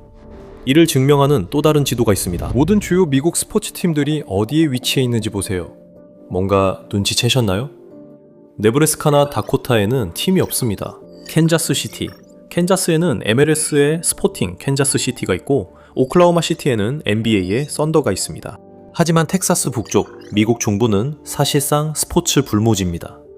아이오와 주에서는 2021년까지 메이저리그 야구 경기가 열린 적도 없었습니다. 리그는 2022년 이후 다시 가지 않았습니다. 맞아요. 캔자스가 아니라 미주리주 캔자스 시티는 토네이도 위험이 더 높지만 주민들은 로열스와 칩스를 응원할 수 있습니다. 칩스는 최근 5년간 슈퍼볼을 3번이나 차지했죠. 하지만 이건 단순히 스포츠팀이 없다는 것 이상의 의미입니다. 팀들은 사람들이 있는 곳으로 갑니다. 팀이 없다는 건 다른 기회들도 부족하다는 걸 보여주는 거죠. 뉴욕 등 동쪽으로 가면 이 지역과 비슷한 곳을 찾을 수 있습니다. 뉴욕은 전국에서 인구 유출이 가장 많은 곳으로 4년 동안 32만 6천 명이 떠났습니다. 하지만 평야 지역과 달리 뉴욕에는 비밀 무기인 뉴욕시가 있습니다. 수치와 상관없이 이 도시는 언제나 사람들을 끄는 자석 같은 곳입니다. 우선 뉴욕은 세계 금융 시스템의 중심지 중 하나입니다. 그렇게 된 건 우연도 아니고 똑똑한 정책 때문도 아니었습니다. 이 도시는 세계 최고 천연 항구 중 하나를 가져서 현재 뉴욕은 미국 3위 컨테이너 항만이자 석유 수입이 가장 많은 항구입니다.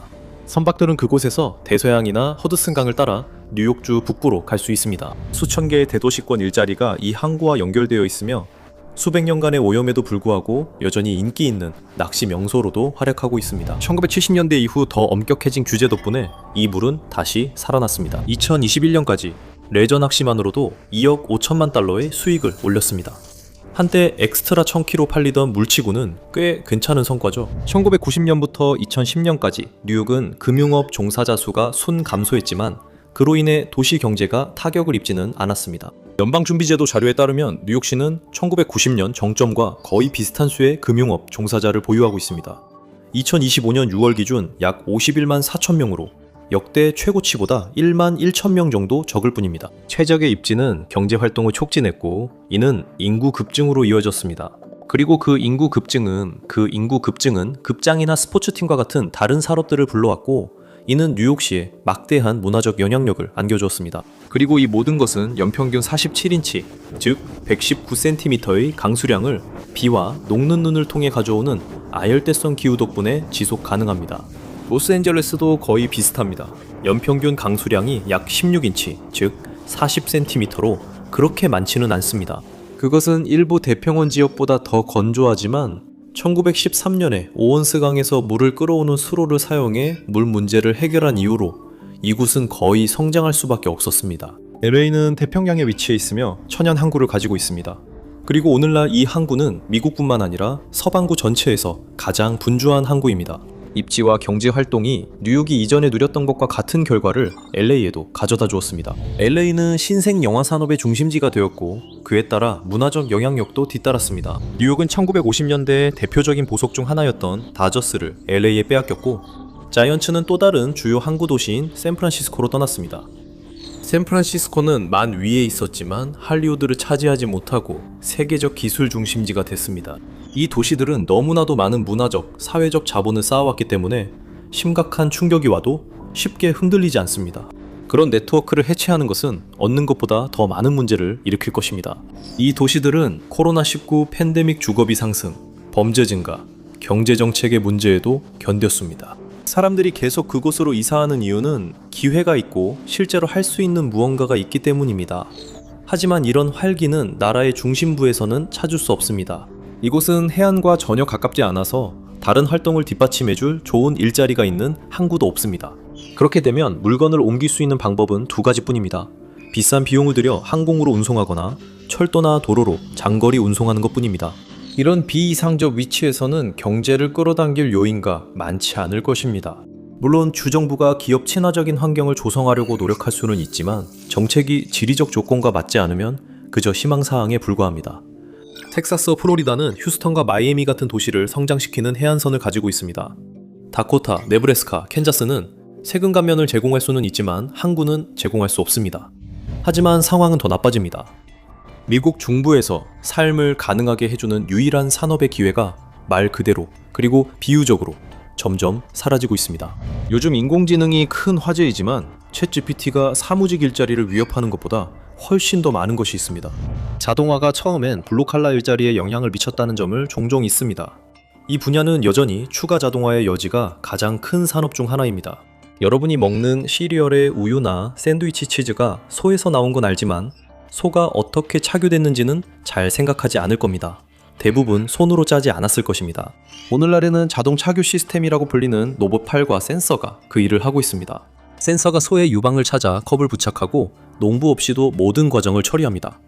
위스콘신과 미네소타 등에서는 농부들이 이 시스템에 만족하고 있습니다. 한 연구에 따르면 이 시스템을 도입한 농부들은 노동 시간을 6시간 줄이고 소 80마리를 더 착유해 우유 생산량을 10배 늘릴 수 있었습니다. 동물들도 걱정하지 않으셔도 됩니다. 농부들은 효율성이 높아져 소를 더 편하게 돌볼 수 있다고 주장합니다. 발전은 각기 다른 속도로 이루어지는 듯합니다.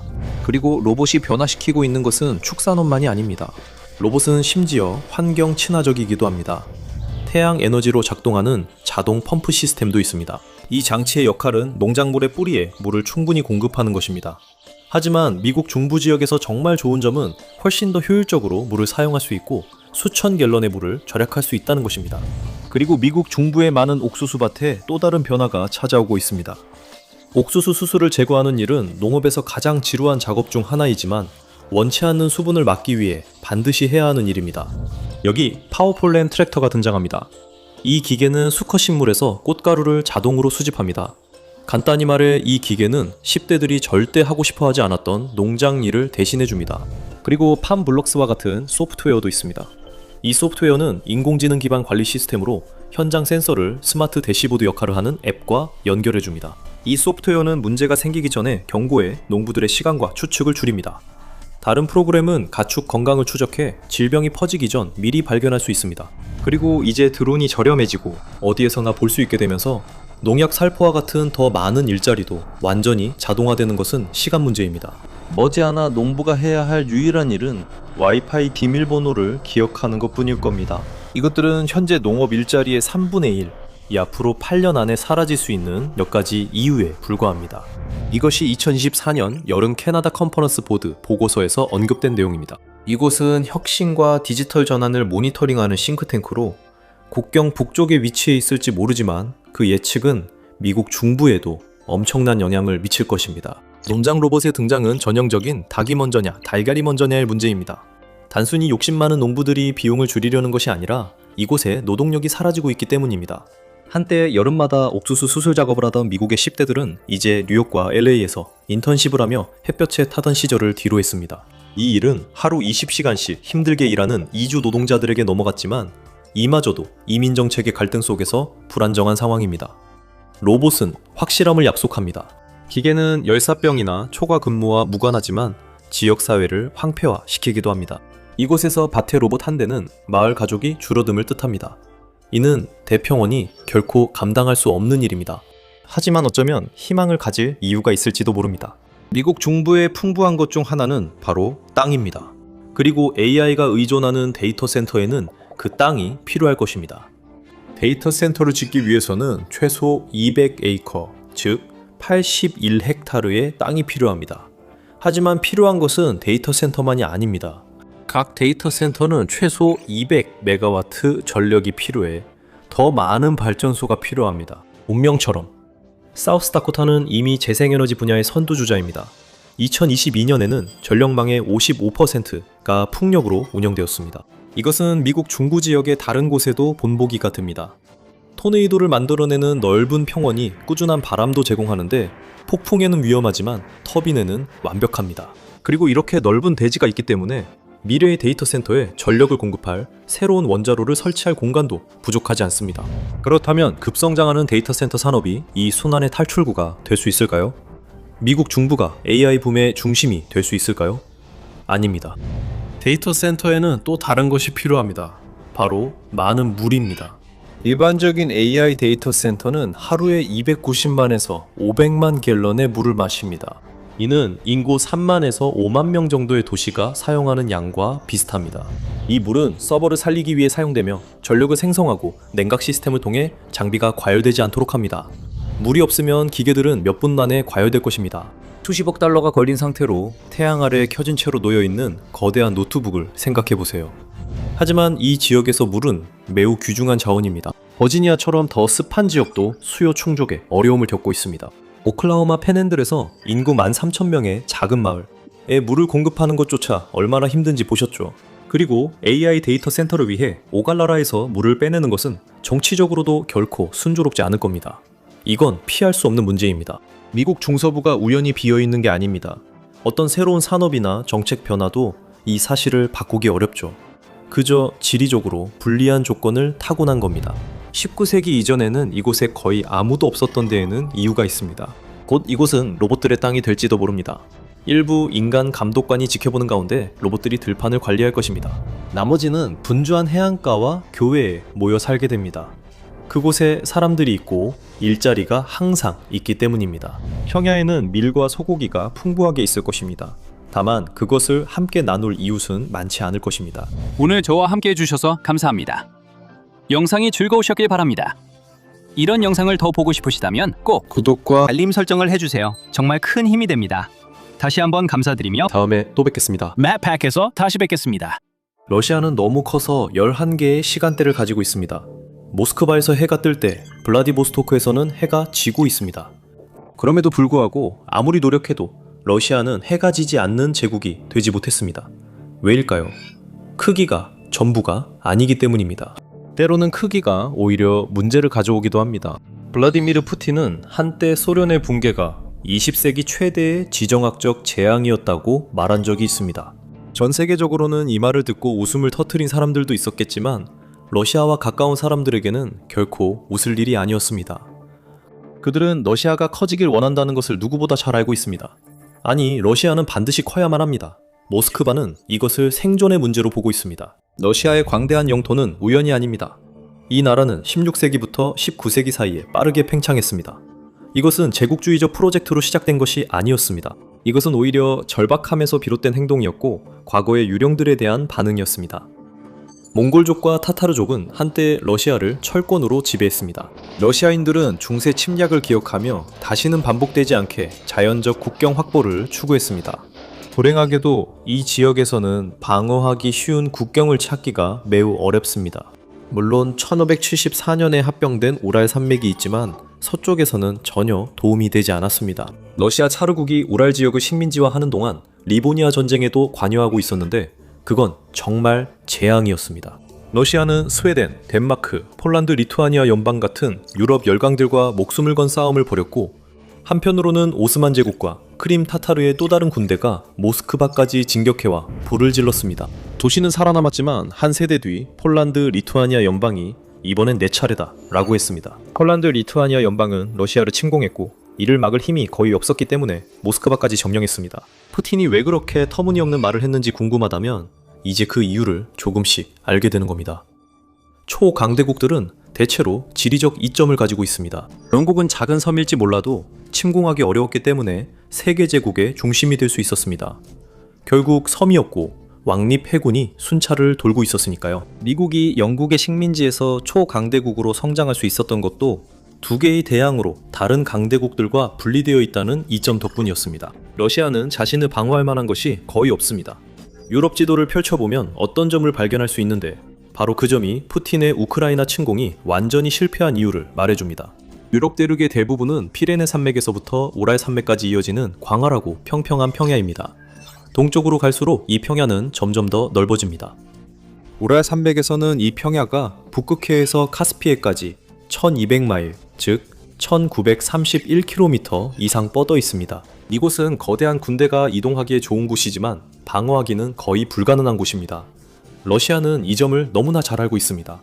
수세기 동안 러시아는 그 상황을 뒤집으려고 노력했고 냉전 시기에는 상당 부분 성공했습니다. 소련은 베를린까지, 유럽 평원의 서쪽 끝까지 뻗어 있었고 그곳은 훨씬 더 좁았습니다. 소련은 그곳에 더 많은 병력을 집중할 수 있었고 전쟁이 나면 적을 압도할 수 있었습니다. 나토 국가들은 오랫동안 이를 두려워했습니다. 이 상황은 동맹의 모든 결정에 영향을 미쳤습니다. 서방 전차는 소련 전차를 한 대 이상 격파할 수 있을 만큼의 항속거리와 내구성을 갖추도록 설계되었습니다. 심지어 스텔스 기술도 상당 부분 이런 지리적 상황 때문에 탄생했습니다. F-22 랩터는 1980년대에 탄생했는데 이는 미국이 유럽 상공에서 절대 잃을 수 없는 우위를 지키기 위해서였습니다. 만약 그 우위를 잃는다면 소련의 전차 부대가 끝없이 밀려올 수 있었기 때문입니다. 하지만 베를린 장벽이 무너지고 불과 2년 만에 러시아가 수세기 동안 수많은 희생을 치르며 얻었던 그 모든 이득이 한순간에 사라졌습니다. 러시아는 다시 동쪽으로 멀리 후퇴했고 그곳에는 광활한 평원이 펼쳐져 있었습니다. 이렇게 푸틴의 역사적 러시아는 끝났습니다. 러시아가 이 땅을 얻기 위해 전쟁까지 했는데도 말이죠. 그래서 푸틴은 그것을 위해 다시 전쟁을 벌였지만 그 이전의 차르들과 소련 독재자들에 비해 훨씬 덜 성공적이었습니다. 2025년 6월, 원래는 짧은 특별 군사작전이 될 예정이었던 전쟁에서 러시아의 사상자가 100만 명에 달했습니다. 푸틴은 이런 대가로 무엇을 얻었을까요? 침공이 시작된 이후 2025년 7월 9일까지 러시아는 순수하게 약 28,000제곱마일, 72,500제곱킬로미터, 미국 뉴욕주의 절반 정도 크기의 영토를 얻었습니다. 그 주에는 추가로 단 18제곱마일, 47제곱킬로미터만을 더 얻었습니다. 러시아는 우크라이나의 약 20%, 즉 동쪽 20%를 통제하고 있습니다. 이 지역은 유럽 평원이 더 넓고 방어하기가 더 어렵습니다. 하지만 상황은 더 나빠집니다. 전쟁 이전에 러시아와 나토의 국경은 754마일, 1213km였습니다. 푸틴은 우크라이나를 모스크바 영향권으로 끌어들여 취약성을 줄이려 했고 러시아는 유럽 평원 따라 더 서쪽으로 진출하게 됩니다. 하지만 안타깝게도 그의 계획은 핀란드를 동맹에 가입시키는 결과만 나왔고 그가 방어해야 할 전체 국경선이 추가로 830마일, 1300km 늘어나게 되었습니다. 이는 이 넓은 개방된 영토를 방어하기 위해 군대에 더 많은 돈을 써야 한다는 것을 의미합니다. 전쟁이 끝난다 해도 우크라이나에서 얻는 이익은 강화된 나토로 인해 악화된 러시아의 지리적 위치를 만회하기에는 결코 충분하지 않을 것입니다. 하지만 푸틴과 아마도 그 뒤를 이을 어떤 독재자도 강한 역사적 강박을 느꼈습니다. 러시아가 표트르 대제의 전통을 따르고 초강대국의 지위를 열망하는 한 더 쉽게 방어할 수 있는 국경이 필요합니다. 아직 가장 강력한 이유는 말하지 않았습니다. 러시아 지도를 우랄 산맥 기준으로 나눠보세요. 러시아 영토의 4분의 3 이상이 그 선의 동쪽에 있지만 인구의 80%는 그 서쪽에 있습니다. 러시아에서 가장 취약한 지역들이 가장 큰 가치를 지니고 있습니다. 이 지역에 어떤 혼란이 생기면 엄청난 결과를 초래할 것입니다. 모스크바로서는 안타깝게도 우랄 산맥 서쪽의 영토는 몽골과 타타르 시대 때만큼이나 지금도 여전히 취약합니다. 러시아에는 11개의 시간대가 있지만 모두가 똑같이 중요한 것은 아닙니다. 중요한 것들의 대부분이 바로 이곳에 있습니다. 모스크바와 상트페테르부르크 두 도시만 해도 인구가 합쳐서 1700만 명으로 러시아 전체 인구의 약 12%에 해당합니다. 오늘날 러시아의 주된 문제는 서쪽에 있지만 우랄 산맥 너머 동쪽으로 멀리 확장한 것도 문제를 낳았습니다. 러시아가 처음 그곳으로 끌려간 것은 그곳에 가치 있는 무언가가 있다는 사실을 알게 되었기 때문이었습니다. 하지만 모든 것에는 대가가 따릅니다. 시베리아는 정말 춥거든요. 그곳의 연평균 1일 최고 기온은 화씨 35.6도 섭씨 2도입니다. 겨울은 특히 혹독합니다. 1월에는 평균 1일 최고 기온조차도 영상으로 올라가지도 않습니다. 이곳의 인구 밀도가 평방킬로미터당 약 3명에 불과한 것도 놀랄 일이 아니죠. 그렇다면 러시아는 왜 굳이 이곳까지 확장하려고 했을까요? 이처럼 추운 기온 덕분에 북극여우, 호랑이 등 털이 두꺼운 동물들이 살 수 있습니다. 러시아 상인들은 곧 이 동물들의 모피가 유럽에서 엄청난 이익을 남길 수 있다는 사실을 깨달았습니다. 그 당시 모피 산업은 오늘날 러시아의 에너지 산업과 같았으며 전쟁 기계에 불을 제공하고 지배자들에게 사치를 누리게 해준 경제적 동력이었습니다. 러시아 상인들이 우랄 산맥을 넘어 몰려들었고 곧 군대도 뒤따랐습니다. 이 지역의 부족들은 러시아의 화약 무기에 맞서 거의 저항할 수 없었기 때문에 강압적인 체제에 내몰렸습니다. 러시아 무역 거점들이 시베리아에 세워졌습니다. 현지인들은 정기적으로 모피 공구를 바쳤고 그렇지 않으면 모스크바나 러시아 사회 서로와도 거의 교류가 없었습니다. 지금도 마찬가지입니다. 러시아의 또 다른 지도를 꺼내 도로망을 살펴보세요. 뭔가 특이한 점을 발견할 수 있을 겁니다. 우랄 산맥 서쪽에 있는 러시아의 유럽 중심지는 잘 연결되어 있습니다. 모스크바를 중심으로 한 광범위한 도로망이 있습니다. 동쪽은 상황이 많이 다릅니다. 몇몇 예외를 제외하면 시베리아 지역들은 서로 고립되어 있습니다. 주요 도로망은 시베리아 횡단 고속도로입니다. 이 도로는 모스크바가 시베리아를 통제하는 데 편리하게 도움을 주지만 통제와 개발은 같은 것이 아닙니다. 시베리아 횡단 고속도로는 세계에서 세 번째로 긴 도로입니다. 이 도로는 상트페테르부르크에서 블라디보스토크까지 약 1만 1000km로 이어집니다. 하지만 이 도로를 따라 여행하는 것이 미국 동부 해안의 I-95를 타고 가는 것만큼 간단하다고 생각한다면 다시 생각해보는 게 좋을 겁니다. 물론 전체 고속도로가 아스팔트와 콘크리트로 포장되어 있지만 그렇다고 해서 모든 구간이 같은 상태라는 뜻은 아닙니다. 예상하셨겠지만 러시아의 유럽 중심지에 있는 고속도로는 대체로 상태가 좋습니다. 하지만 우랄 산맥 동쪽으로 이동하면 여행이 훨씬 더 힘들어집니다. 특히 특정 시기에는 더욱 그렇죠. 그리고 그 시기는 여러분이 생각하는 때가 아닙니다. 차 안에 좋은 난방이 있다면 시베리아의 겨울은 아마 여러분이 두려워했던 것만큼 힘들지 않을 겁니다. 적어도 이 도로에서는 말이죠. 여름에 여행할 땐 조심하세요. 시베리아의 여름은 꽤 평범해서 7월 평균 최고 기온이 약 75도 화씨, 섭씨 23.8도까지 오르지만 한 가지 문제가 있습니다. 여름철에는 비가 올 수 있습니다. 하루 평균 1제곱미터, 즉 11제곱피트당 2리터, 약 4파인트가 조금 넘는 양의 비가 내립니다. 8월에는 이보다 약간 더 많습니다. 그리 많아 보이지 않을 수도 있습니다. 실제로 뉴욕시는 여름에 훨씬 더 많은 비가 내립니다. 단지 미국은 인프라를 훨씬 더 잘 관리할 수 있다는 점이 다를 뿐입니다. 우랄 산맥 동쪽의 도로는 종종 포장이 제대로 되어 있지 않아서 비가 오면 많은 부분이 진흙탕이 됩니다. 러시아 당국은 단순히 도로를 필요한 상태로 유지할 자원이 없습니다. 워낙 거리가 멀고 넓어서 감당하기가 너무 어렵습니다. 도로의 일부가 숲이나 툰드라 같은 험난한 지형을 지나가는 것도 도움이 되지 않습니다. 그리고 여행 중에 숙박시설을 많이 찾을 거라고 기대하지 마세요. 기억하세요. 시베리아에는 평방 킬로미터당 평균 3명밖에 살지 않습니다. 이 길을 따라 여관을 여는 것은 아마도 가장 대담한 사업가들만이 시도할 일일 것입니다. 여기서는 차에서 자거나 캠핑을 하게 될 가능성이 더 높습니다. 따뜻한 순간이 잠깐 찾아올 때면 모기들이 든든한 동반자가 되어줄 테니까요. 여행 가이드들이 운전자들에게 최악의 상황에 대비하고 절대 혼자 시베리아 횡단 고속도로를 운전하지 말라고 조언한다는 말을 들어도 놀라지 않으실 겁니다.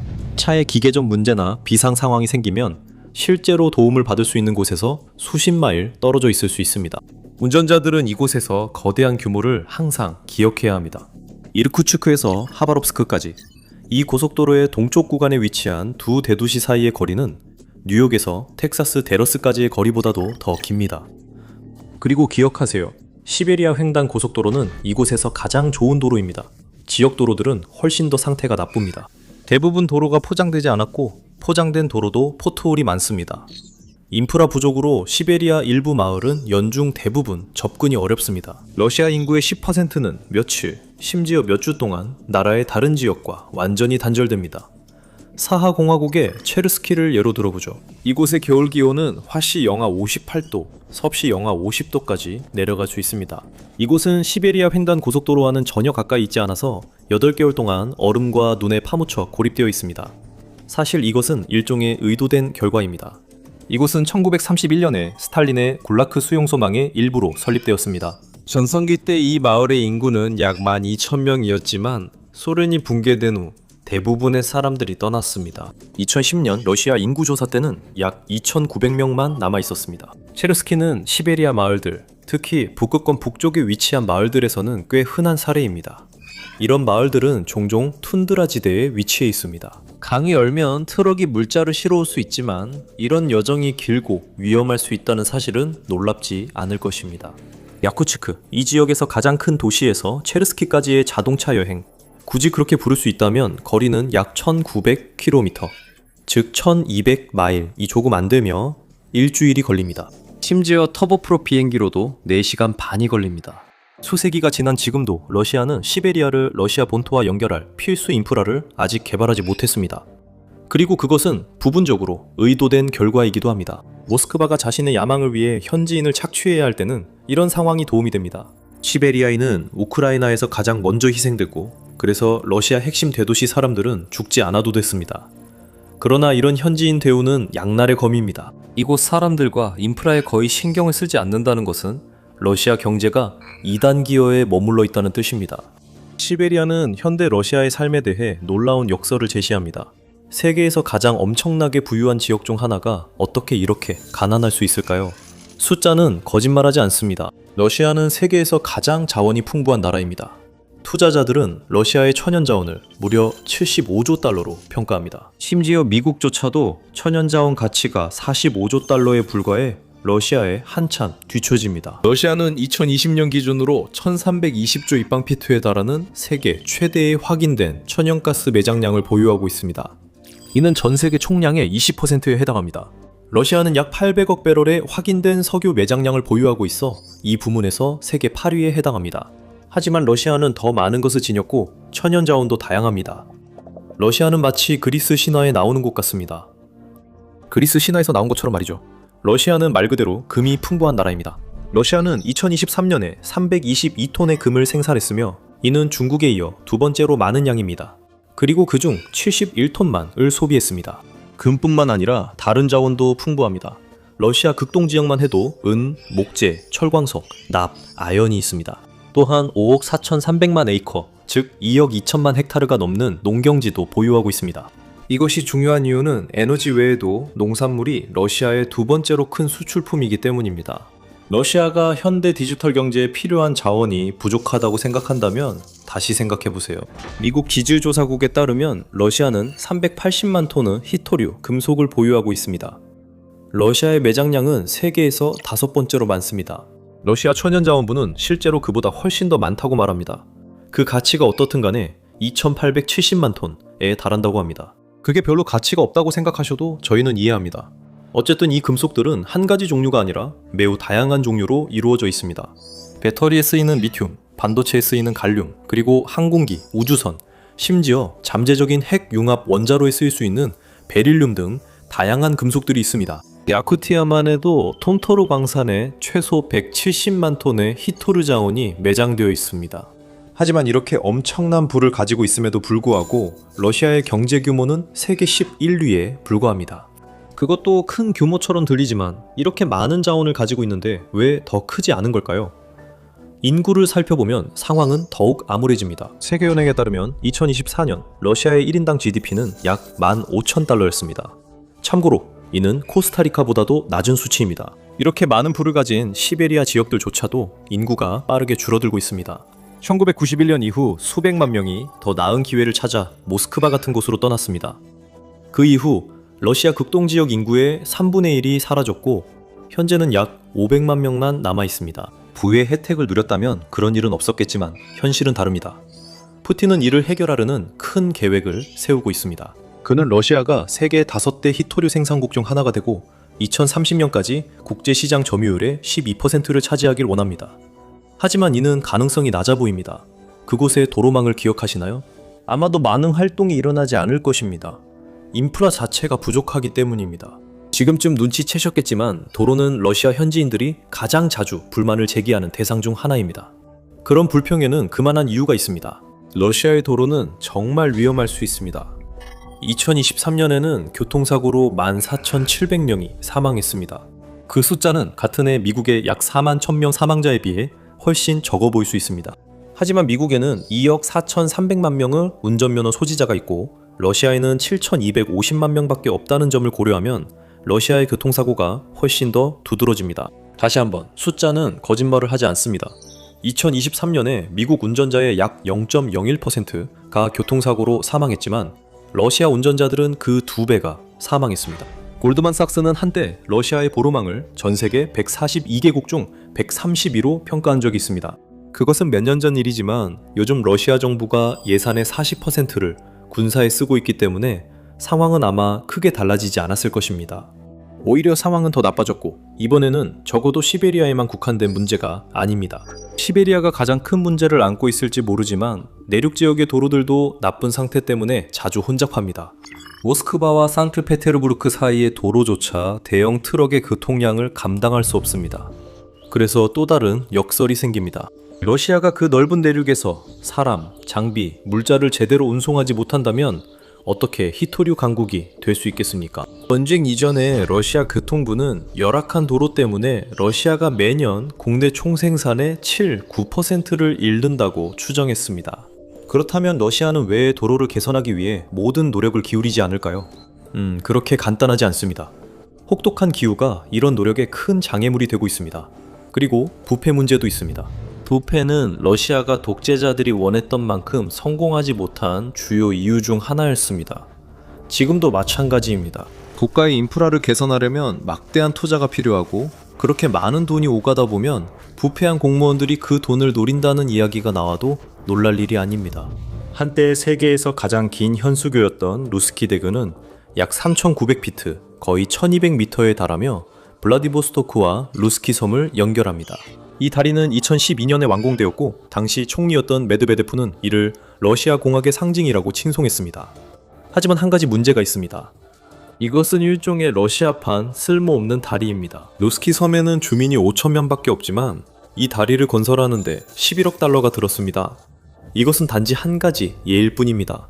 감시단에 따르면 도로 사업 투자금의 70%가 부패로 인해 사라진다고 합니다. 도로공사를 맡아야 할 지역 시공업체들은 일거리를 따내기 위해 정치인들에게 돈을 줍니다. 그리고 남은 돈으로 도로를 건설하게 됩니다. 그러면 지역 주민들은 도로의 많은 구멍 때문에 불평하게 됩니다. 세계 여러 나라의 택시기사들처럼 러시아 택시기사들도 외국인 승객들과 잡담을 나누는 걸 좋아하지만 그들은 날씨에 대해 이야기하지 않습니다. 심지어 모스크바에 대한 인상도 묻지 않습니다. 대신에 그들은 이렇게 묻습니다. 우리 러시아 도로에 대해 어떻게 생각하세요? 그리고 승객이 어떤 대답을 하든 항상 같은 반응을 듣게 됩니다. 러시아에서는 도로에 대해 불평하는 것이 사실상 국민적인 취미입니다. 인구의 90% 이상이 동의합니다. 도로가 정말 형편없다고요. 러시아의 인프라 투자는 부족했고 방향도 잘못됐습니다. 하지만 모든 것이 제대로 이루어졌다고 해도 여전히 거의 해결할 수 없는 문제가 남아있을 겁니다. 이 나라는 너무 큽니다. 미국조차도 인프라를 유지하는 데 많은 문제가 있습니다. 그건 유지해야 할 것이 너무 많기 때문이죠. 미국은 세계에서 세 번째로 큰 나라이고 대륙 내에 4개의 시간대를 가지고 있습니다. 하지만 러시아는 거의 2배나 더 크고 훨씬 더 험난한 지형을 가지고 있습니다. 기온이 더 낮아지고 광대한 거리와 험난한 지역에서 물자 운송은 본질적으로 위험합니다. 수백만 달러를 들여 땅에서 채굴한 히토리 광물을 무사히 운반해야 한다고 상상해보세요. 그 광물이 수천 마일에 걸쳐 혹독한 시베리아 겨울을 지나야 한다는 사실만 알고 있는 상황입니다. 러시아의 철도와 도로망이 완벽하게 유지되고 세계 최고 수준이라고 해도 제품들은 여전히 이 모든 공간을 가로질러 이동해야 합니다. 이것은 한때 중국이 직면했던 문제와 비슷합니다. 실크로드는 세계 무역의 중심지였으며 서유럽까지 뻗어 있었습니다. 하지만 몽골이 한때 그랬던 것처럼 모든 중간 상인과 도적들을 없앤다고 해도 그 길은 너무 길고 험난해서 여행하기에 적합하지 않았습니다. 경제 성장은 항상 그 지리적 한계에 의해 제한되었습니다. 그래서 15세기 후반에 유럽인들이 발견하기 시작한 해상 경로와 같은 대안이 등장하자마자 실크로드는 빠르게 사라지게 되었습니다. 시진핑은 이를 필사적으로 부활시키려 하고 있지만 북쪽에 그의 친구만큼이나 성공하지 못하고 있습니다. 이 이야기는 또 다른 흥미로운 역설을 불러일으킵니다. 이론적으로 러시아는 위험한 육로에 의해 제한받을 필요가 없어야 합니다. 러시아는 거의 24,000마일, 38,600km에 달하는 해안선을 가지고 있어 세계에서 5번째로 많습니다. 하지만 모든 해안선이 똑같이 만들어진 것은 아닙니다. 러시아는 해안선을 잘 활용하지 못하고 있습니다. 컨테이너 항만 물동량에 관해서 세계은행에 따르면 중국은 2022년에 거의 2억 6,900만 개의 20피트 표준 컨테이너 단위로 1위를 차지했습니다. 이 단위는 표준 크기의 선적 컨테이너를 의미합니다. 미국은 6,220만 개로 한참 뒤처진 2위를 차지했습니다. 러시아는 어디였을까요? 상위 10위 안에도 들지 못했습니다. 36위였습니다. 이는 벨기에 같은 작은 나라들보다도 더 낮은 순위입니다. 싱가포르는 순위 3위로 러시아보다 약 10배 많은 컨테이너 물동량을 처리하는 항만을 갖추고 있습니다. 이런 결과에는 이유가 있습니다. 러시아의 항만은 그다지 좋지 않은데 이는 꼭 무능이나 부패 때문만은 아닙니다. 이론적으로는 그 문제를 해결할 수 있습니다. 하지만 해결이 불가능한 또 다른 문제가 있습니다. 러시아 해안선의 실제 위치를 보세요. 대부분의 해안선은 러시아 북쪽에 위치해 있고 러시아 영토의 절반 이상이 북위 60도 위에 있습니다. 러시아의 해안선은 북극해 전체 해안선의 53% 이상을 차지합니다. 이곳에서 항상 함께하는 것이 무엇일까요? 답은 분명합니다. 러시아의 거의 모든 항구는 1년 중 대부분의 기간 동안 얼어붙어 있습니다. 이를 해결하는 방법이 있는데 바로 쇄빙선입니다. 그리고 러시아는 쇄빙선을 모두나 많이 보유하고 있습니다. 러시아의 함대는 57척의 쇄빙선을 보유하고 있는데 이는 다른 어떤 나라보다도 많은 수입니다. 캐나다는 18척으로 한참 뒤처진 2위입니다. 러시아 쇄빙선 8척은 원자력으로 작동해 몇 달씩 바다에 머물며 얼음을 깨고 상업활동을 지원할 수 있습니다. 쇄빙선이 5척밖에 없는 미국은 러시아의 쇄빙선 함대를 문제로 인식하기 시작했습니다. 나토 전체 동맹국을 합쳐도 쇄빙선이 47척에 불과하기 때문에 러시아가 북극에서 완전한 우위를 점하지 못하도록 나토 동맹국들과 협약을 맺었습니다. 이들은 90척의 쇄빙선으로 구성된 연합함대를 구축할 계획입니다. 하지만 미국이 쇄빙선 함대를 소홀히 해온 데에는 이유가 있습니다. 미국은 단순히 그렇게 비싼 선박이 필요하지 않았습니다. 미국의 항구는 오랫동안 얼어붙지 않기 때문이죠. 항상 운영이 가능합니다. 러시아는 미국과 자리를 바꾸고 싶어 할 것입니다. 러시아에는 부동 항가 몇 개 안 됩니다. 현재로서는 점령된 크림반도의 세바스토폴과 흑해의 노보로시스크가 있습니다. 하지만 이 항구들은 이상적이지 않습니다. 이 항구들은 러시아의 역사적 라이벌인 터키가 통제하는 보스포루스 해협과 다르다네스 해협 뒤에 위치해 있습니다. 침공 며칠 후 터키가 러시아 해군 함정의 해협 통과를 허용하지 않겠다고 발표하면서 이 경쟁은 다시 한번 드러났습니다. 최악의 상황이 오면 터키는 언제든지 러시아의 지중해 접근을 차단할 수 있습니다. 표트르 대제와 그 이후의 러시아 독재자들은 오스만 터키와의 수세대에 걸친 전쟁에서 흑해의 발판을 마련하기 위해 많은 피와 재산을 쏟아부었습니다. 그럼에도 불구하고 터키는 여전히 지리적 이점을 가지고 있습니다. 그래서 러시아는 더 많은 부동항을 찾기 위해 다른 곳으로 팽창했습니다. 칼리닝그라드가 있지만 그곳에도 문제가 있습니다. 터키의 병목 지점 뒤에 있는 대신 이곳은 덴마크와 스웨덴 같은 예전의 적들이 쉽게 통제할 수 있는 병목 지점 뒤에 있습니다.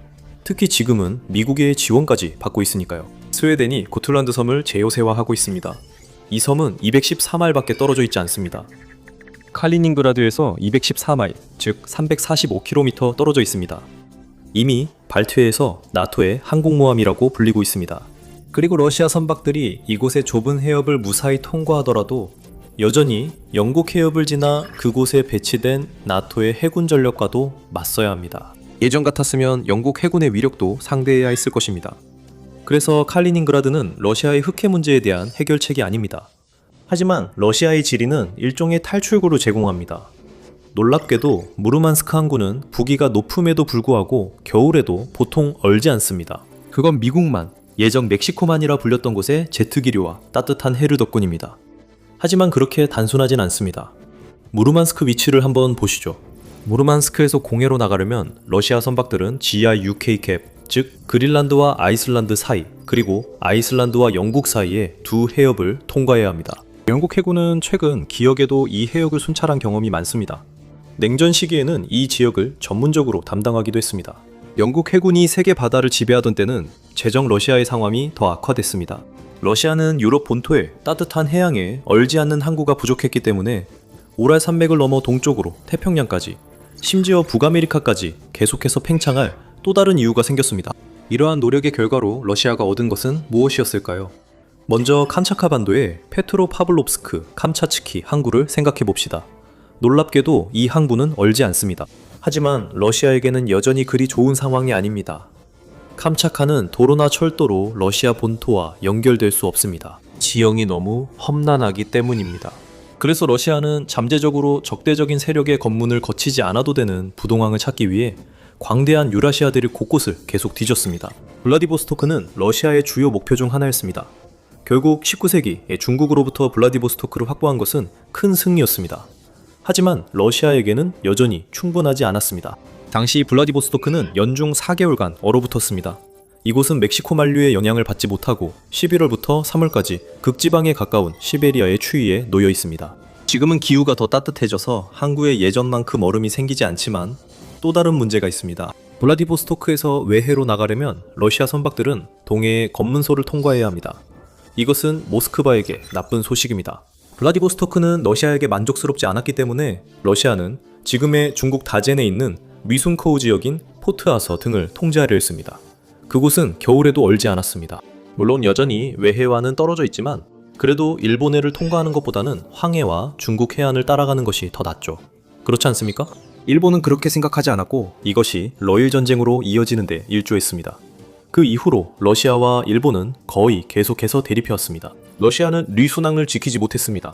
일본이 전쟁에서 그곳을 차지했죠. 소련은 제2차 세계대전 이후 리순항을 다시 얻었지만 1956년에 새로 세워진 중화인민공화국에 넘겼습니다. 결국 모든 모험이 헛수고로 끝난 셈이죠. 표트르 대제는 러시아를 위대한 해양 강국으로 만들고자 했지만 그의 후계자들 중 누구도 그 비전을 실현하지 못했습니다. 19세기 러시아 차르들은 영국 해군으로부터 안전한 부동항을 얻기 위해 절박해져서 페르시아만이나 심지어 인도양까지도 가능성을 찾아보기 시작했습니다. 그래서 영국과의 그레이트 게인 경쟁이 시작됐고 러시아는 승리하지 못했습니다. 지금까지 러시아가 많은 것을 얻었음에도 불구하고 오는 날까지도 적들이 원한다면 러시아는 여전히 내륙 국가로 남아 있습니다. 러시아 안보에 얼마나 위험한지 예를 찾으려면 먼 과거까지 돌아볼 필요가 없습니다. 나치가 1941년 6월 22일 소련을 침공했을 때 정말로 빠르게 진격했습니다. 미국은 곧바로 소련의 무기 대여법에 따라 물자를 지원하기로 동의했지만 큰 문제가 있었습니다.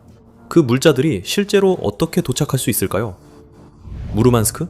나치의 유보트들이 그 경로를 어렵고 위험하게 만들었습니다. 게다가 히틀러가 노르웨이를 점령하고 있었죠. 흑해 경로는요? 그것도 불가능했습니다. 그리스가 추축국의 점령하에 있었으니까요. 게다가 나치가 크림반도를 점령했고 1944년까지 그곳을 잃지 않았습니다. 블라디보스토크나 러시아 태평양 연안의 다른 지역은 어떨까요? 그건 도쿄가 그 지역에서 지배적이었던 시기에 일본 제국 해군과 상대해야 한다는 뜻이었습니다. 선택지는 단 하나뿐이었죠. 선박들은 페르시아만의 항구에 도착한 뒤 이란의 페르시아 회랑을 통해 이동해야 했습니다. 그리고 그마저도 마치 패러디 영화에서나 나올 법한 일들이 필요했죠. 영국과 소련의 합동 침공이 있었습니다. 그곳 정부는 그 전까지 추축국에 너무 우호적이었죠. 다행히도 침공은 성공했습니다. 미국의 보급품들은 지구의 절반을 돌아 러시아에 도착했고 마침내 나치가 격퇴당했습니다. 러시아는 이 지리적 약점을 극복하려 강력한 해군을 이론적으로 건설할 수 있지만 문제가 있습니다. 이제 그 문제를 예상하셨을 겁니다. 겉으로 보기에는 러시아 해군이 세계에서 가장 강력한 해군 중 하나입니다. 하지만 그 이면을 들여다보면 러시아가 직면한 문제를 알 수 있습니다. 러시아의 모든 대형 함정, 유일한 항공모함, 4척의 선양함, 10척의 구축함 모두 30년이 넘었습니다. 러시아의 잠수함 함대조차도 노후화되고 있습니다. 새로 취역하는 함정들은 대체로 더 가벼운 프리기함이나 초계함입니다. 이들은 항속거리가 짧고 전투 능력도 떨어집니다. 다시 말해 러시아 해군은 해상 무역을 보호하고 지리적 약점을 보완하는 능력이 점점 약해지고 있습니다. 그리고 이 모든 것은 여러분이 이제 익숙해진 또 다른 지리적 사실 때문입니다. 표트르 대제의 러시아를 위대한 해양 강국으로 만들고자 하는 열망은 서쪽과 동쪽 모두에 잠재적으로 적대적인 국가들이 있는 넓게 열린 국경의 문제를 해결하지 못했습니다. 세계적 수준의 군대를 유지하는 데는 많은 비용이 들며 해군은 특히 그렇습니다. 그래서 역사적으로 대부분의 국가는 자원을 육상 강국이 되는 데 쓸지 해양 강국이 되는 데 쓸지 선택해야 했습니다. 사실 이건 약간 잘못된 표현이긴 합니다. 보통은 지리적 조건이 그 선택을 대신해 줍니다. 영국처럼 섬나라의 경우 육군에 많은 돈을 쓸 필요가 없었습니다. 해군에 투자하는 것이 자신을 방어하는 방법이었죠. 또한 이것은 영국이 세계에서 지배적인 제국이 되는데 아주 훌륭한 방법이기도 했습니다. 러시아의 경우는 정반대입니다. 방어하기 힘든 국경을 가진 러시아는 넓은 영토를 방어할 수 있는 군대를 유지하기 위해 훨씬 더 많은 돈을 써야 합니다. 러시아의 모든 위기는 바다가 아니라 육지에서 발생했습니다. 모스크바에게 해군력은 사치품이며 점점 더 감당하기 어려워지고 있습니다. 그렇다면 러시아에게 탈출구가 있을까요? 러시아가 자국의 엄청난 자원을 외국 경쟁자들이 방해할 수 없는 방식으로 자원을 갈망하는 세계 시장에 공급할 방법을 찾을 수 있을까요? 방법이 있을지도 모릅니다. 러시아에게 지구온난화는 매우 좋은 일입니다. 2018년 러시아와 중국은 인프라 개발을 위해 95억 달러 규모의 투자 협정을 체결했습니다. 표준적인 내용처럼 들리지만 뭔가 특이한 점이 있었습니다. 러시아 보도자료에서 구체적으로 언급된 유일한 우선순위는 북극해 항로였습니다. 이 항로는 북동 항로라고도 알려져 있으며 무르만스크와 블라디보스토크 사이의 거리를 잇고 있습니다. 이 항로에는 많은 장점이 있습니다. 2021년에 수에즈 운하에 갇힌 그 선박을 기억하시나요? 그 사건은 세계 경제에 시간당 4억 달러의 손실을 입혔습니다. 잘 개발된 북극해 항로는 그런 모든 문제를 피할 수 있습니다. 말라카 해협이나 수에즈 운하 같은 경목 지점을 지나 유라시아를 돌아가는 대신 러시아 해안을 따라 항해할 수 있습니다. 이 방법에는 많은 장점이 있습니다. 시간과 비용을 크게 절약할 수 있습니다. 예를 들어 도쿄에서 함부르크까지의 일반적인 여정은 수에즈 운하 경로를 따라가면 48일이 걸립니다. 같은 여정을 북극해 항로로 가면 단 35일밖에 걸리지 않습니다. 16세기부터 사람들은 북극 항로를 통해 시간을 절약하기를 희망해왔습니다. 하지만 이제 상황이 마침내 나아지고 있습니다. 2010년에는 총 4만 1000톤의 화물이 북극해 항로를 통과했습니다. 2019년에는 그 수치가 거의 7배 증가하여 28만 5천 톤에 달했습니다. 이는 부분적으로 더 많은 쇄빙선 덕분입니다. 하지만 모스크바는 곧 쇄빙선이 바다에서 더 적게 보이길 기대합니다. 과학적 모델들의 예측은 수렴하고 있으며 12만 5천 년 동안 일어나지 않았던 일이 벌어질 것으로 보고 있습니다. 북극해는 2050년까지 여름철에 얼음이 없는 상태가 될 수 있습니다. 일부는 2030년대 초에도 이런 일이 일어나 러시아에 큰 호재가 될 수 있다고 예측합니다. 물론 지금까지 북극해 항로를 따라 이루어진 개발은 실제로 일어난 일이라기보다는 과장된 홍보의 대상이었습니다. 중국은 여전히 관심을 보이고 있지만 구체적인 프로젝트는 거의 진행되지 않고 있습니다. 러시아의 우크라이나 침공으로 인해 이러한 개발 계획들은 지연되었습니다. 그럼에도 불구하고 이번 세기에는 더 구체적인 투자가 이루어질 것으로 예상할 수 있습니다. 얻을 수 있는 이익이 너무 많기 때문에 러시아가 가장 큰 수혜자가 될 것입니다. 전 세계의 선박들이 러시아 해안에 들러서 사업을 하는 모습을 상상해보세요. 하지만 이것이 정말로 러시아를 지리적 저주에서 해방시켜줄까요? 그건 논란의 여지가 있습니다. 몇 년 전 러시아의 극단적 초국수주의 군사 블로거들 중 일부가 알래스카를 되찾자자는 이야기를 했습니다. 이런 논의는 푸틴이 새 법을 도입한 것에 대한 반응으로 나왔습니다. 이 법은 옛 제국과 소련 시절의 영토를 포함해 해외에 있는 러시아 재산의 탐색, 등록, 그리고 법적 보호를 위한 자금을 지원했습니다. 푸틴은 알래스카를 되찾진 않았지만 비평가들은 보호가 무엇을 의미하는지 의문을 제기했습니다. 그 단어는 러시아의 역사적 팽창에서 흔히 사용되던 수사적 전술이었습니다. 북극의 얼음이 녹으면서 그것을 되찾고 싶어 할 만한 이유가 생겼습니다. 베링 해협을 사이에 둔 러시아와 미국 영토 사이의 거리는 본토의 가장 좁은 지점에서 불과 55마일, 즉 88km에 불과합니다. 그것은 북극이 열렸을 때 러시아의 해운에 진짜 문제가 될 것입니다. 알래스카에는 9개의 미군 기지가 운영 중입니다. 그중 일부는 F-22 랩터와 F-35 라이트닝 II와 같은 첨단 장비를 보유하고 있습니다. 잠수함을 테스트하는 시설도 있습니다. 만약 정말로 상황이 심각해진다면 러시아의 수익성 높은 북극해 항로를 통한 무역도 외국 세력으로부터 안전하지 않을 것이라고 말할 수 있습니다. 21세기의 베링 해협은 러시아가 반드시 해결책을 찾아야 하지만 찾지 못하는 또 하나의 위험한 병목 지점이 될 수 있습니다. 그러니까 러시아에 관해서는 유명한 스탈린, 전기작가 스티븐 코트킨이 가장 잘 표현했습니다. 러시아는 강대국으로 두각을 나타내고 싶어 하지만 그 능력은 결코 야망에 미치지 못했습니다. 아무리 군대가 방대해도 가장 강력한 통치자들조차 지도를 정복할 수는 없기 때문입니다. 오늘 저와 함께 해주셔서 감사합니다. 영상을 재미있게 보셨길 바라며 이런 영상을 더 보고 싶으시다면 구독과 알림 설정을 부탁드립니다. 정말 큰 도움이 됩니다. 다시 한번 감사드리며 맵팩에서 또 뵙겠습니다.